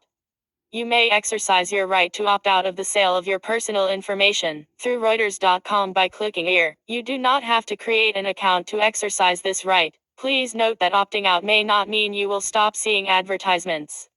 Additionally, in the event you opt out under CCPA, but do not opt out of interest-based advertising more generally, you may still receive advertisements tailored to your interests based upon your personal information. For more information about your rights as a California consumer and to learn more about our use of interest-based advertising and additional opt-out choices, please see our privacy statement. When you visit our website, we store cookies on your browser to collect information. The information collected might relate to you, your preferences or your device, and is mostly used to make the site work as you expect it to and to provide a more personalized web experience. However, you can choose not to allow certain types of cookies. So how do we fucking stop that? Not that have the cookies to fucking take us fucking tookies. Where are the tricks for the cookies, motherfucker? Cookies, which may impact your experience of the site and the services. Fuck the cookies. Where are the cookies? Man, the settings, the cookies. How do we get not cookies? Offer. Click on the different category headings to find out more and change our default settings according to your preference. You cannot opt out of our first-party, strictly necessary cookies as they are deployed in order to ensure the proper functioning of our websites, such as prompting the cookie banner and remembering your So what about the extension called Privacy Badger? What's that do? Or other unblocking things? account to redirect you when you log out, etc. For more information about the first and third party cookies used, please follow this link. Manage consent preferences. Always active. Strictly necessary cookies. These cookies are necessary for the website to function and All right, all right.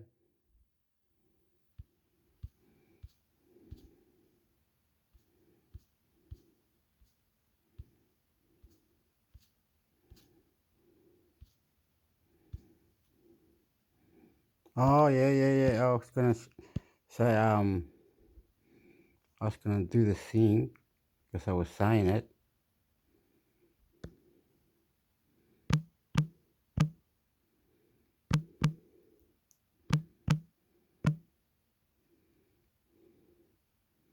Privacy Badger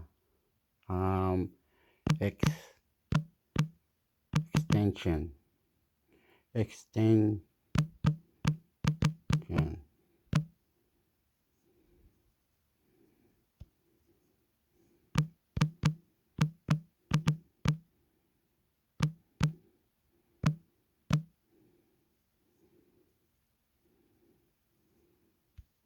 This is Privacy Badger. All them. Look at that.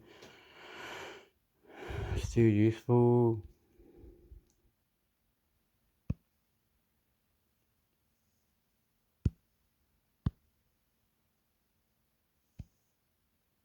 Privacy Badger Review 2023. It's free, but is it good? All about cookies. Privacy Badger is a free tool designed to detect and block third-party trackers. We found it does a fairly good job of blocking ads. However, it's not specifically meant to block ads, so it doesn't always prevent ads from disrupting your online browsing activities, like watching YouTube videos. Still, Privacy Badger can help discover trackers and update your privacy settings. It's a great option for browsing anonymously, but it's not a strong ad blocker compared to others that we featured in our best ad blockers list. Keep reading to find out how Privacy Badger fared during our hands-on testing, and whether it's a good enough ad blocker for your needs. Privacy Badger Review at a glance. Ads blocked on Forbes, 5/5. Ad block tester score, 72/100. Cover your tracks score, 3/3. Does it block YouTube ads? No. Compatibility: Chrome, Firefox, Microsoft Edge, Opera. Paid version, free, donations accepted. Details. Get Privacy Badger. Data as of June 14, 2023. Privacy Badger pros and cons. Pros. detects and blocks third-party trackers, easy to set up and use, automatically opts out of data sharing and tracking, completely free to use. Cons: not a strong ad blocking tool, not available on Safari. Privacy Badger features: Privacy Badger doesn't act like your traditional ad blocker. Instead of focusing on blocking ads, it prevents third-party trackers from following your online activity.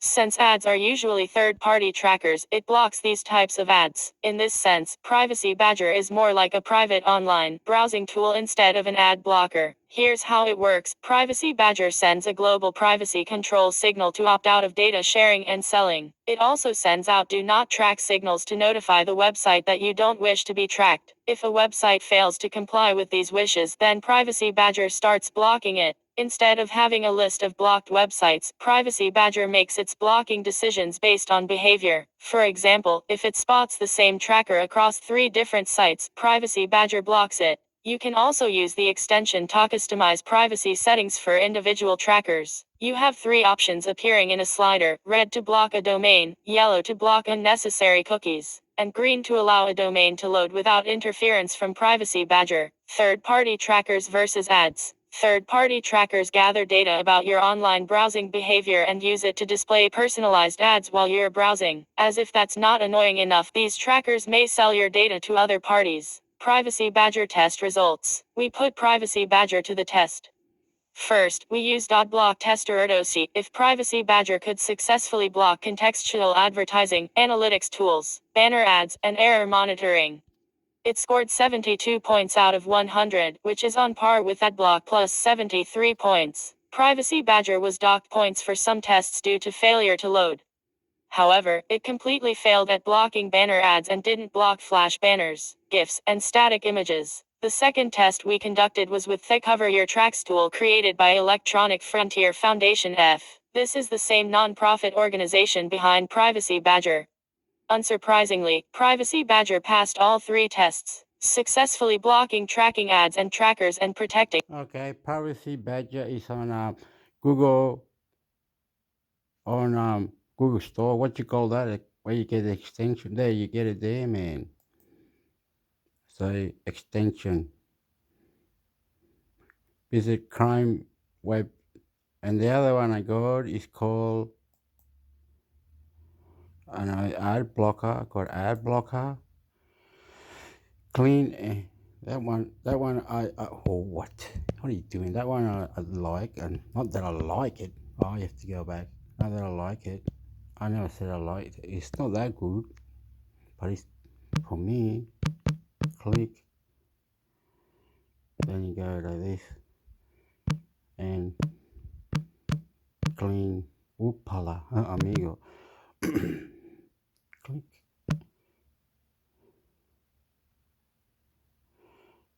Oh, come on.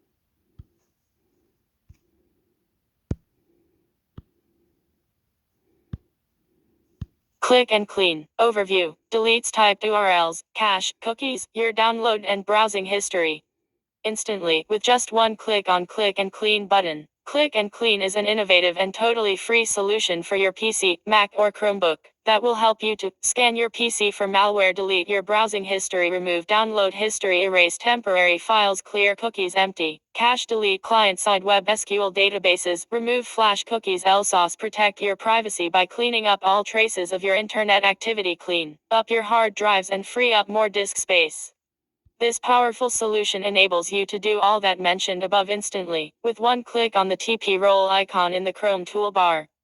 Click and clean main, https://www.hotcleaner.com/clickclean chrome.html latest security and privacy news, updates and releases, https://www.hotcleaner.com/privacy and security news.html privacy policy, https://www.hotcleaner.com/clickclean privacy policy.html Chrome gallery, https://chrome.google.com/webstory/details/ghgabhipsajejmchfon feedback, https://www.hotcleaner.com/security and privacy software feedback.html Facebook, https://www.facebook.com/clickclean Twitter, https://twitter.com/clickclean required permissions tabs to open and manage the following extension services: history viewer, cache viewer, cookie wiper, privacy test. Forget this page, feedback, required for the following features: securely close browser, close all tabs before cleaning, reload active tabs after cleaning, prevent access to the default history. Browsing data to remove browsing history, cache, cookies, local storage, etc. History to display and remove browsing history. Cookies to display and remove cookies. Context minus to add forget this page feature to Google Chrome's context menu. Chrome://favicon/ required for history viewer to show favicons. http://***, https://***, for browsing data, history and cookies apis. Otherwise extension can't display and remove browsing data from all websites. Required for the following services: forget this page, history viewer, cache viewer, cookie wiper, feedback and related functionality, changes, along with the updated and improved functionality you would expect from every new version. We have also included an assortment of new tools and services. Click and Clean has always been more than a simple cleaner. v7.9 Release Notes, Radioactive Sign added new, Anti-Malware Database by Byte Defender Labs, Heavy Checkmark Compatibility with the latest, Yin Yang Komodo Dragon 18.1.2 Yin Yang, Chrome Stable v18.0.1025, Beta v19.0.1084, Dev. v20.0.1105, Canary v20.0.1111 plus minor improvements and optimizations v7.8.3.0 Release Notes, added close all tabs by domain, added new anti-malware database by Byte Defender Labs, compatibility with the latest Chrome Stable v17.0.963.46, Chrome Dev v18.0.1025.7. Chrome Canary v19.0.1036.0 v7.7. Anyway, this clean click is the one I use when I go in, clean click first, or a few times, whatever, then when I leave, clean click a few times.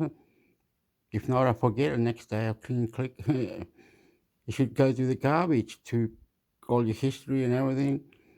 What do you care? Anyway, it's something like that. I don't know what I'm saying. And then I got grammar checker. I don't care about cookies. You can go there and delete your cookies there too. I've got that extension.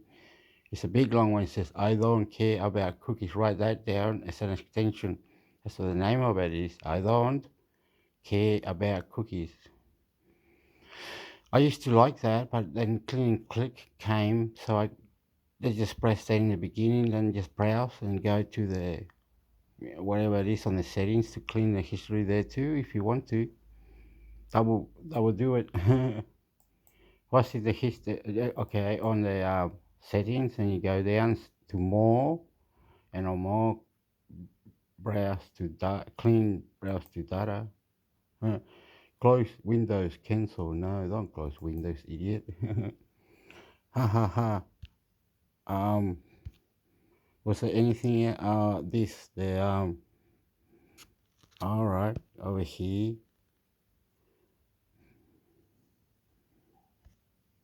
Last one, I think.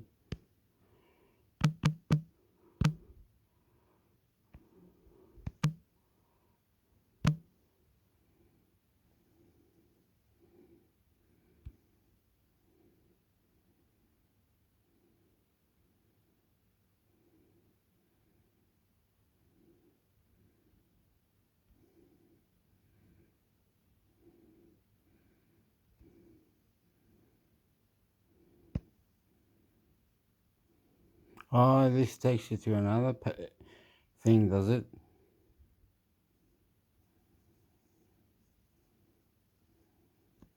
Then you gotta go accept.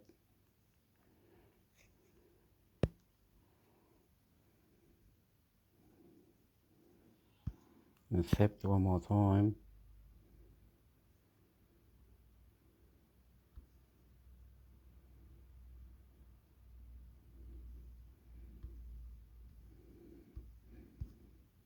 And he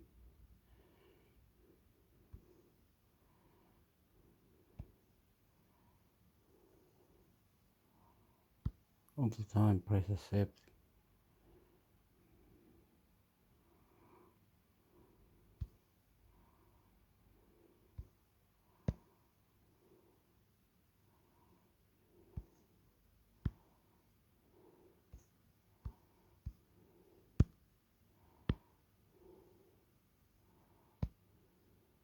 I'll say it again. Romelu Lukaku transfer plan outlined for Everton after audacious claim Liverpool echo. Chris Sutton has urged Everton to make an audacious transfer move and bring Romelu Lukaku back to Goodison Park. The Belgium international initially joined the Blues on a season-long loan from Chelsea almost a decade ago, but after completing a £28 million permanent switch, the following summer, he went on to score 87 goals in 166 matches, for Tony including 68 in the Premier League, a club record in the competition. Lukaku was sold to Manchester United for £75 million plus add-ons in 2017, and after subsequent spells at Internazionale and Chelsea, he was back at the Italian club on loan last season. Although transfer funds are understood to be tight at Everton with financial fair play restrictions continuing to bite, Sutton, a former Chelsea striker himself, has urged the Blues to try and attempt to prize the 30-year-old away from Stamford Bridge again. He told 606 on BBC Radio 5 Live Sport, Everton, a great history, which the club has, if you are a player, looking at Everton for the last decade or so, but you would think that there are better options out there. Sean Dyche would have been thinking about this 24/7 about how to take that next step with Calvert-Lewin. It's so frustrating. We saw when he had a run towards the end of the season, the impact he can have. But Dyche can't trust him. Redmore Raul Sanllehi links have baffled even Everton insiders as greater priority brutally clear. Red next Everton make transfer decision on Mason Holgate future. You have mentioned Maupay and it hasn't happened for him. It doesn't look like it will happen for him. Lukaku, go and get Lukaku. I have said Lukaku and I'll say it again.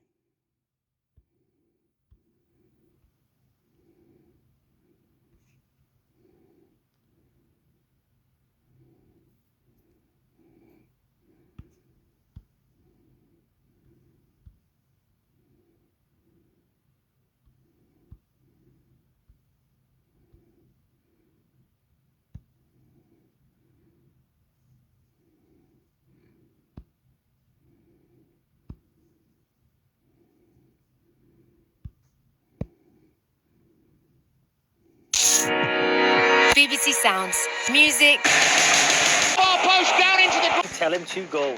If I to know which one realistic signing would improve your club the most next season. Not your club, Chris, I'm just saying, because you haven't got a club. The Mickey Mouse of a football club. I'll stay here and play in the Premier League week in, week out. But it depends what other No, options. answer the question. Well, hang on a minute. If you keep butting in, I can't answer. So it depends what other options James Maddison has, doesn't he? So with regards to, if you want my whole life story, to when I left Chelsea, I could have gone to Tottenham Hotspur, I could have gone to Middlesbrough, who were doing pretty well under Brian Robson. Could have gone to Celtic and play alongside Henrik Larsson, who wasn't about. I mean, you've given Scottish football a bit of a kicking, but I was lucky enough to go and play alongside Henrik Larsson, who was quite good, Rob. Quite good. We had Fantastic. quite a good team. What a player. Yeah, What a player. Brilliant. Fantastic. Brilliant player. You sort of knock Scottish football. So, John so, Hartson, so in John terms, Hartson, brilliant in player. terms of Petrov, James brilliant Maddison, player. it depends what other options he has. But he wouldn't go to Celtic now, would he? He wouldn't go. He wouldn't go because he wants to test himself week in, week out. It depends on. He wouldn't. It depends on the individual. He wouldn't go to Celtic now. But I find it amazing. I find it amazing your argument when you barely played a European game yourself and sort of played in crummy teams, and then you're sort of having a pop at me. You're having a pop at me for playing north of the border and playing in the Champions League and UEFA competition where we used to wallop the English sides. I've not heard that word for ages. That's quite odd. I mean, you used to play for Crewe. Crummy Crew. Crummy, what a word. I've not heard that word since my Freddie was about 4 years of age. I mean, and talk about pressure. 60,000 fans every week. Brilliant football club. And you have to, it's not like you where you'd be celebrating draws with the teams you played for, Rob. Brilliant football club. Brilliant football club. Pressure. John, you're a Celtic fan. How are you, John? Excellent. Just listening to the top of the show there. And first of all, I'd like to say it's the first time I've ever been able to personally congratulate Chris Sutton for choosing Celtic and playing alongside Henrik Larsson, because when them two took the field together or even separate, we knew we were always going to be we were always going to get at least a goal. But that's when I rang up, because at the top of the show, Chris said the Green Brigade doesn't want Rodgers. Now, my understanding, I go to Celtic Park on a regular basis, minimum of 10 times a year. The Green Brigade, the section only represents about 10 to 15,000 standing supporters. And while they have got some fantastic banners and light up our stadium and do a lot of good things for our club, they don't represent, I don't believe, the majority of Celtic supporters. We got Rodgers back because Rodgers knows the club and he knows the league. And at the end and the bottom line with most Celtic supporters is to win the league. The Champions League is something different. If we get a half decent run on it and we get value for money in the games, they're satisfied. But we're not realistic. We're not going to beat Real Madrid, and we're not going to beat PSG this world. Well, all we can do is go and watch them and appreciate them and get a good run and go at them. But as I said, my point was that the Green Brigade don't represent the majority of Celtic supporters. Rodgers was the best person at this minute in time who understands Scottish football, how it's played, and all the leagues and the teams around it. But the SPL is our one and only is our main priority. I mean, well, what's interesting, I didn't think Brendan would go back, John, because when Brendan left, most of the Celtic support were really angry. Had Brendan waited to the end of the season, I think a bit like Ange Postecoglou, the Celtic fans would have accepted that. My point about the Green Brigade and any Celtic supporter out there who's negative about Brendan coming back, they're negative about him coming back because of the way he left. But my point, John, is that there's no point being negative because everybody rates him as a coach, and it is just unhelpful if there are splits within the club. When Brendan's coming back, he's taking over a really strong squad, and you need everybody pulling in the same direction. A bit like when Martin O'Neill first came up north of the border, a bit like when Ange Postecoglou took over and galvanised the club. The past is the past. Nobody's disputing, John, and I've not heard a Celtic fan dispute this, that Brendan Rodgers isn't an outstanding coach. Everybody agrees on that. I think that the challenge from what I've read and listened to what Brendan has said is the Champions League, and trying to take Celtic a step further, but still have his eye on the on wiping the floor in Scotland as well. Well, look, Chris, I have to disagree with you, because, Chris, the challenge for Celtic Football Club is to win the SPL year in, year out. The Champions League is a side issue in regard to supporters, because we're paying 40, 50 quid a ticket to get in, and we want to be entertained, but we want to know we've got a chance. If Celtic are willing to invest in that, all good for them. But as you know yourself, playing in Europe and playing in the SPL, you need two different teams, because the mindset of European clubs, Barcelona's, a couple of the French clubs, the Italian clubs, it's a different mindset on how to play football. But while I understand what you're saying, we have seen teams like Ajax in recent seasons get to a semi-final. I think a lot of supporters, John, who I speak to, want to see that next step in the Champions League. So Postecoglou went in last season, and in terms of the Champions League, talked about going toe to toe. When Brendan last managed in the Champions League, his Celtic team took a few wallopings, didn't they? I think PSG, I think at Bayern Munich, and he how always can they compete with those teams, Chris? Sorry? Did you say how can they compete with those teams? Or because you were saying, did you say earlier? It's a 30 million budget. Is that what they're saying? Well, how can you compete with a 30 million budget in the Champions League? So Brendan talked about when his Leicester team beat Manchester City 5-2 and adapting and playing a bit of a different game and not going toe to toe. So it's about being adaptable. That was what was levelled at Brendan last time, that he was going to be expansive and play his game. So he's saying, well, look, I've been down to the Premier League again. And, I've been up against, Pep's Manchester City. We ended up beating them by just tactically tweaking things. I suspect he'll do the same and try to make an impact up at Celtic, because whether we like it or not, John and Rob, Celtic fans, they want to see their team go toe-to-toe with the big guns in European competition. It isn't a level playing field. We know that, John. But there is still that desire. The only way we're going to be able to compete, and I'm on for economics, is if you get a European league. That's not going to happen in my lifetime. So the point I'm trying to make about this Champions League, it's fantasy football for Celtic supporters. Now the guys who go away the Bayern Munich, or if we get a good draw, Bayern Munich or Real Madrid. They're going for a couple of a midweek break, and a couple of beers, and some of them bring their ways, and some of them don't. Again. Well, just give up then, John. Just don't enter the Champions League then, John. John, so I mean, just don't enter the Champions League then. Just give up because it's too difficult. I mean, so, I was part of the Celtic team which got to Seville. We got knocked out of the Champions League in the qualifiers. Chris, most of us watching that night, and we appreciate everything you've done for our club, and we actually appreciate you promoting our club. No problem about that. You know what I mean? So that's it. And as Perry said, we have won big years. We won the European Cup, the first team in the British side to do. So we're on no illusions. We know our history. But what I'm saying is, and we're talking about economics here. We're talking about Saudi Arabia. Our finances are limited. And for us to get a good run, why should we go bankrupt to get in the last 16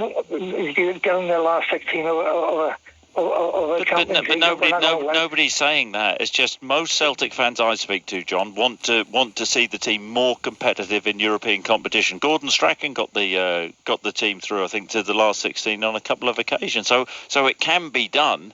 And you flip that, Rob and John, in terms of the Scottish League. Celtic have the biggest budget in the Scottish League, and other teams have to try and compete. So, I don't think Celtic fans should lose hope and sight of the fact that they want to compete, they demand to compete at the top level. Then, Chris? Thank you so much for the call, John. So, in Brendan Rodgers' first season, next season, what would be success?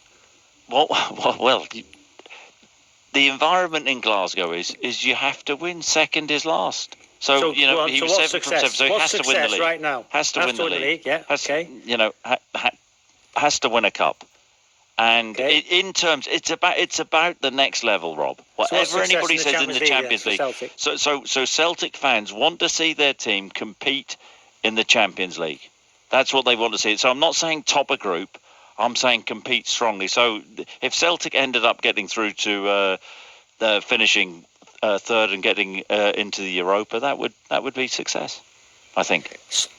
So success is competing in the Europa League. Is that what you're saying for Celtic? Well, no, but I mean, 0885 909 however you 693. Did you hear that? The paper in Scotland, Chris says success is Celtic getting the Europa League.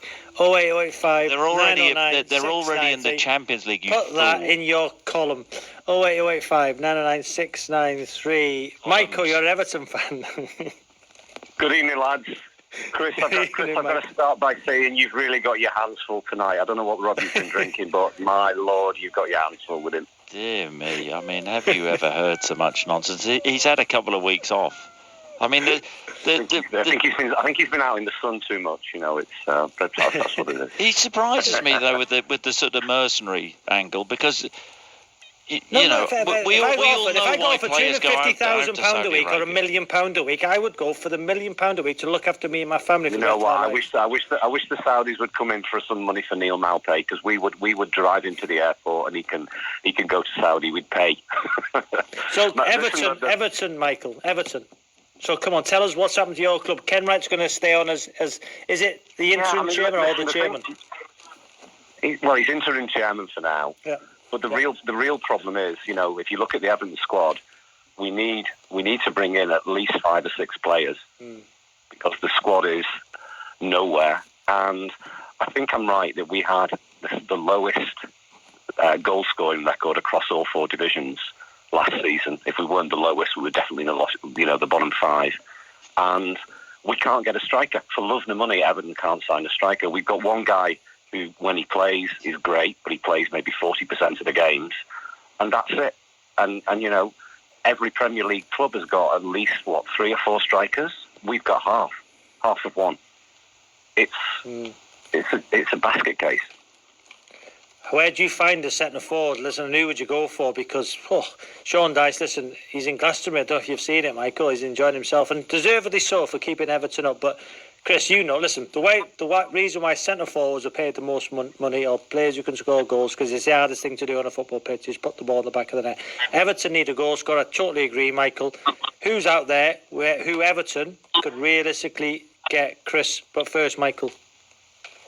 Do you think Everton's actually a viable option? If you're a forward, I mean, all the chaos. You know, of course, the fans have kept us up the last 2 seasons, but all the chaos and all the drama.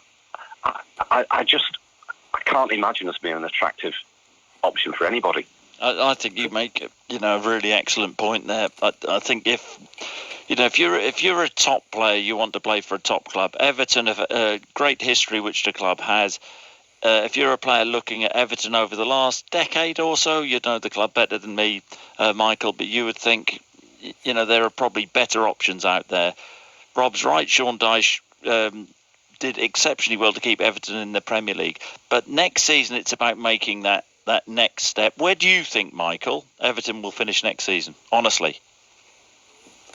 I think that, and this back to your point about Bill Kenwright, I think, we've got a critical 6 weeks between now and the start of the season and pre-season and all that, because, with no backup goalkeeper, we've lost Yerry Mina, who was brilliant, in defence. Cody's gone back to Wolverhampton. So you look at that central defence, it's really weak. You've got Michael Keane and Mason Holgate, neither of which are very good. Left back and right back, we've got no cover. And then there's the midfield and up front. So it's unless we bring in, like I say, at least 3 or 4 players minimum, I think we'll be right back down there again. I can't think of 3 worse teams than us in the league. I think and Sean Dyche, would have, it had been thinking about this 24 hours a day about how to make that next step. And, with Calvert-Lewin, it's so frustrating because we saw when he got a little run of games towards the end of the season, the impact which he can have. But Sean Dyche can't trust him. So then, you've mentioned Maupay. It hasn't happened for him, and it doesn't look like it's going to happen for him. That it happens to players at certain clubs. So, in terms of, and it can't be a backup striker, can it? It has to be a main. But if you look at, we've got 5 forwards on the books, right? We've got Calvert-Lewin, Damari Gray, Townsend's gone, Neil Maupay, hopefully is gone. And Ellis Sims, there's talk of him going to Ipswich or to Sunderland, I'm not sure. So basically, we've got Calvert-Lewin and Damari Gray as forwards in the squad. That's it. So, Chris, obviously your knowledge of Serie A, as you said, and you know you've done lots of Champions League, Europa League football last year. Of your knowledge, Lukaku, go and get give Lukaku Michael some back. hope. Who would you go for? Hypothetically, you're the director of football. I've said Lukaku. I'll say it again. Lukaku. You'd go for Lukaku. Yep. Yeah, Michael? I mean, he would be. We would adore to have Lukaku back. He was absolutely brilliant. You know, I don't think he would come back to Everton, to be honest. I mean, I'd love us to get Richarlison back on loan from Spurs, but I don't know. I just, if I was a player, Everton just feels like a poison chalice at the moment. I just want to probably stay well clear. Michael, thank you so much for the call. There you go, Christopher. So, hypothetically, you are a 26, 27-year-old and you've got a chance to go and play for Everton in the Premier League, yeah, or go to Saudi on 30 million a year. What would you do? If Everton were paying me, I mean, Everton were paying you 5 million quid a year and you can play in the Premier League. Yeah. Yeah. And, kids have it. Because I've paid for the rest of it. Sensational. I mean, might to do.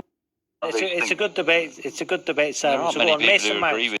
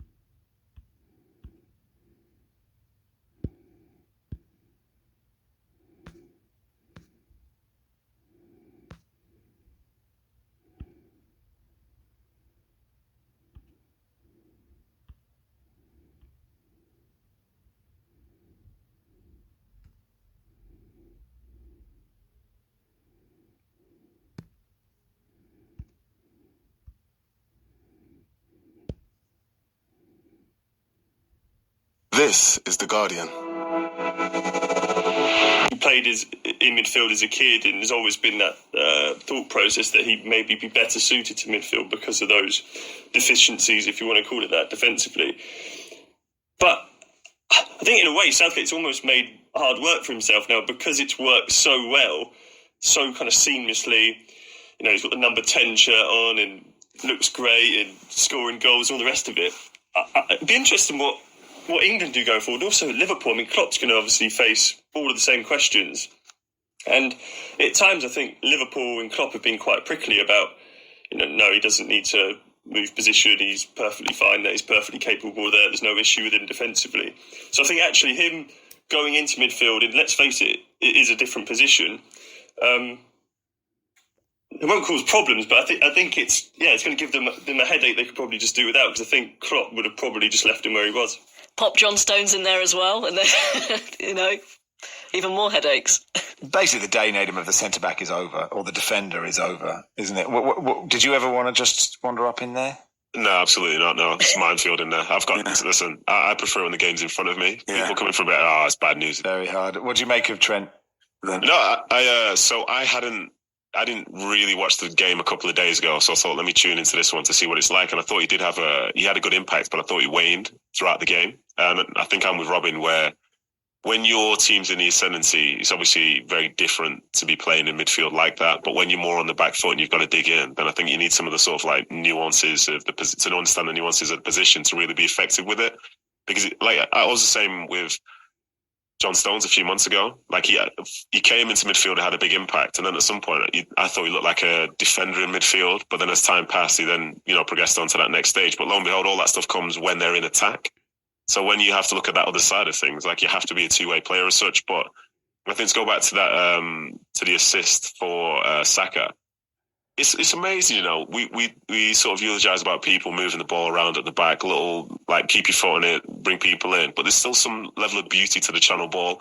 I think Trent's just like reunited the previous 50 years worth of footballers who spent all their time working on that, but it only ever works provided people are willing to test the lineman behind, and Saka's very much going to do that. I think Rashford's very much going to do that as well. I think that's the element where, I don't know, I'd like to see Kane higher to potentially get a couple of those as well, but maybe him coming short creates that opportunity. But it's a fantastic ball, and then the finish is just absolutely outrageous. And as a defender, if you think a team's always going to play short, you tend to be more aggressive. You're always trying to edge forward. But then when all of a sudden a ball like that goes flying over your head, as you're running back towards your goal, it's the one time when you don't know where anybody is. You don't know the positions of everyone else around you. So it's just absolute just chaos defending. And I think if England can maintain that, again, it's one of the reasons why I like them, because they can be so dynamic and they will use it. But Trent in midfield, I'm interested to see, as the guys were saying, what Liverpool do next season. Because I do see him as being able to do certain aspects of it. But can he do it all? I guess we'll have to find out. So England top of Group C then, 4 from 4. Ukraine in third, 6 from 3. Italy have 3 from 2. Let's end part 1 there, and we'll begin part 2 with Wales defeating Turkey.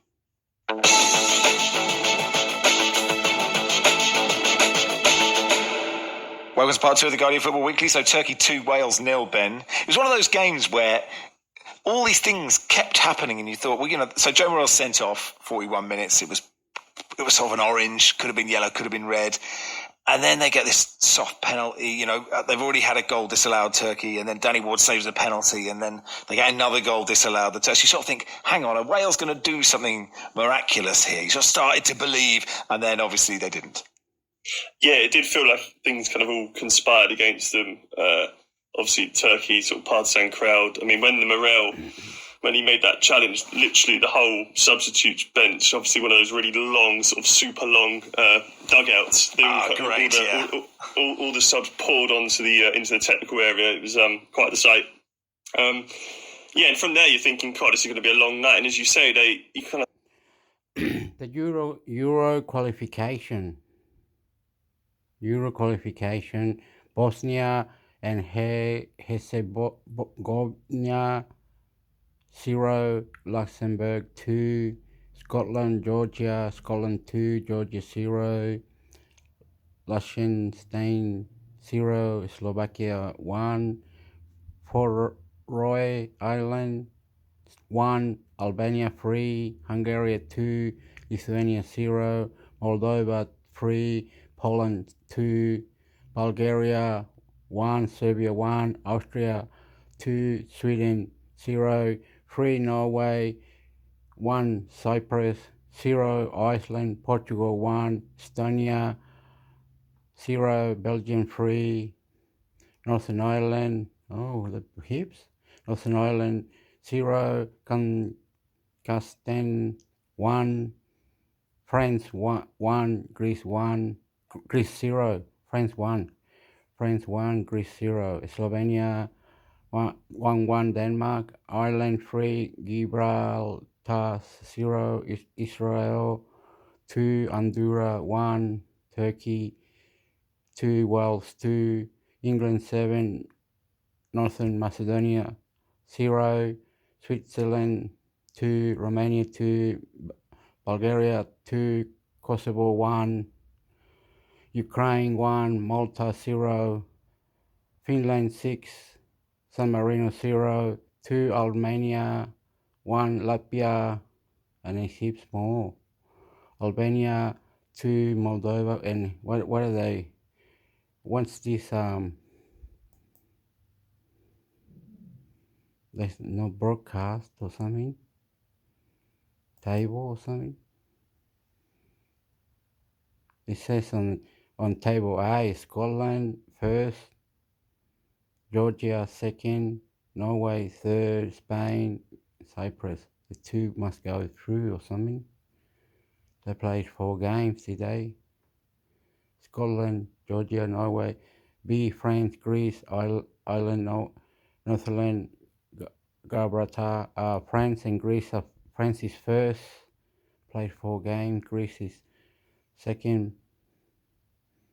France has won 4 games out of 4. Greece 3 out of 2. 1 lost. England first, 4 games, and won all the 4 games. Ukraine won 2, lost 1.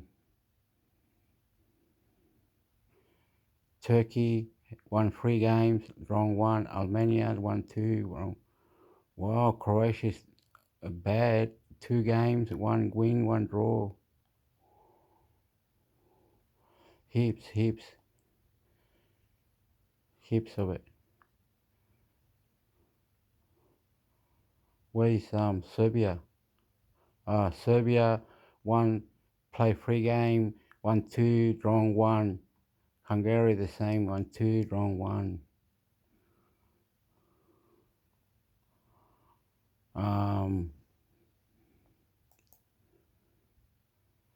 European, you go to soccer.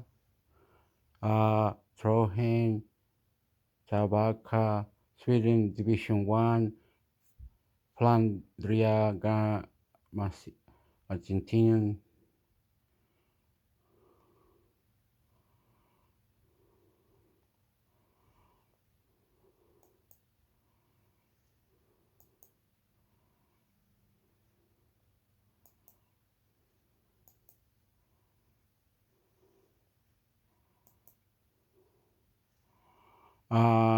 Chile, Primera División.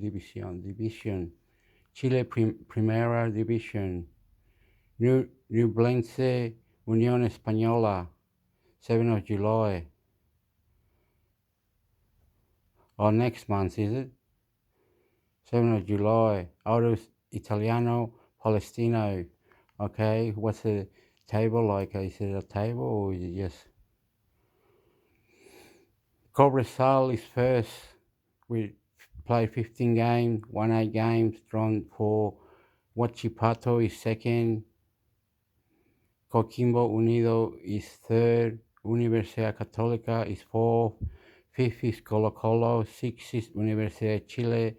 7th Everton. Those all are flashed up. Relegation, Deportivo Copiapó, second last. Magallanes, last. Copa Libertadores. Okay, go back here. Up here. What I have to do, go here. Copa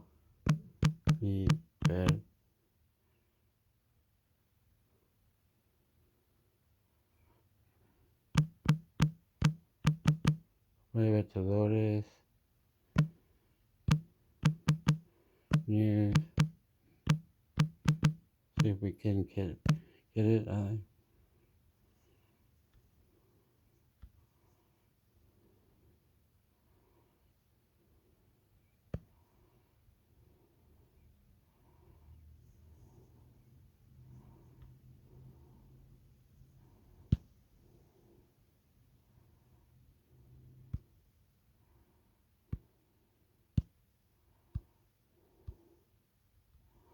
Two years ago.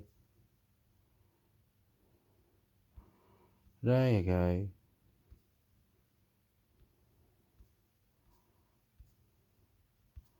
What's this? Women, Iglesia Bautista Reform del Pacto.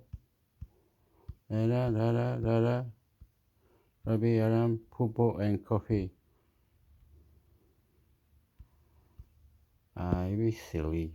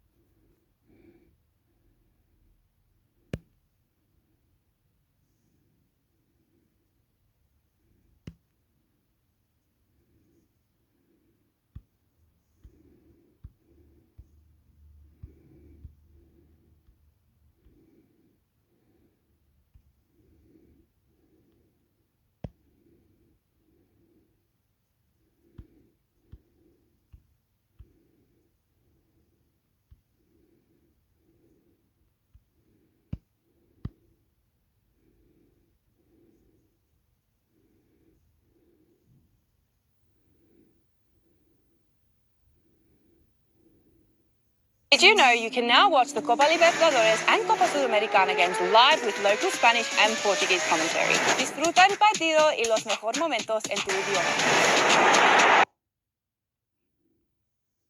Fans found their voices. The Flamengo supporters now happy with their side. And Wesley strokes it home. A big, big goal for the Rubinegros. Yeah, it's a wonderfully worked goal as well. Look at where they first pass is made on the edge of their own box. Brilliant turn by Everton Ribeiro. Works the ball to Gerson. And this is... Flamengo strikes late to edge Racing Club Bean Sports. Copa Libertadores. Advertisement. Flamengo strikes late to edge Racing Club. 9th of June 2023 11:52.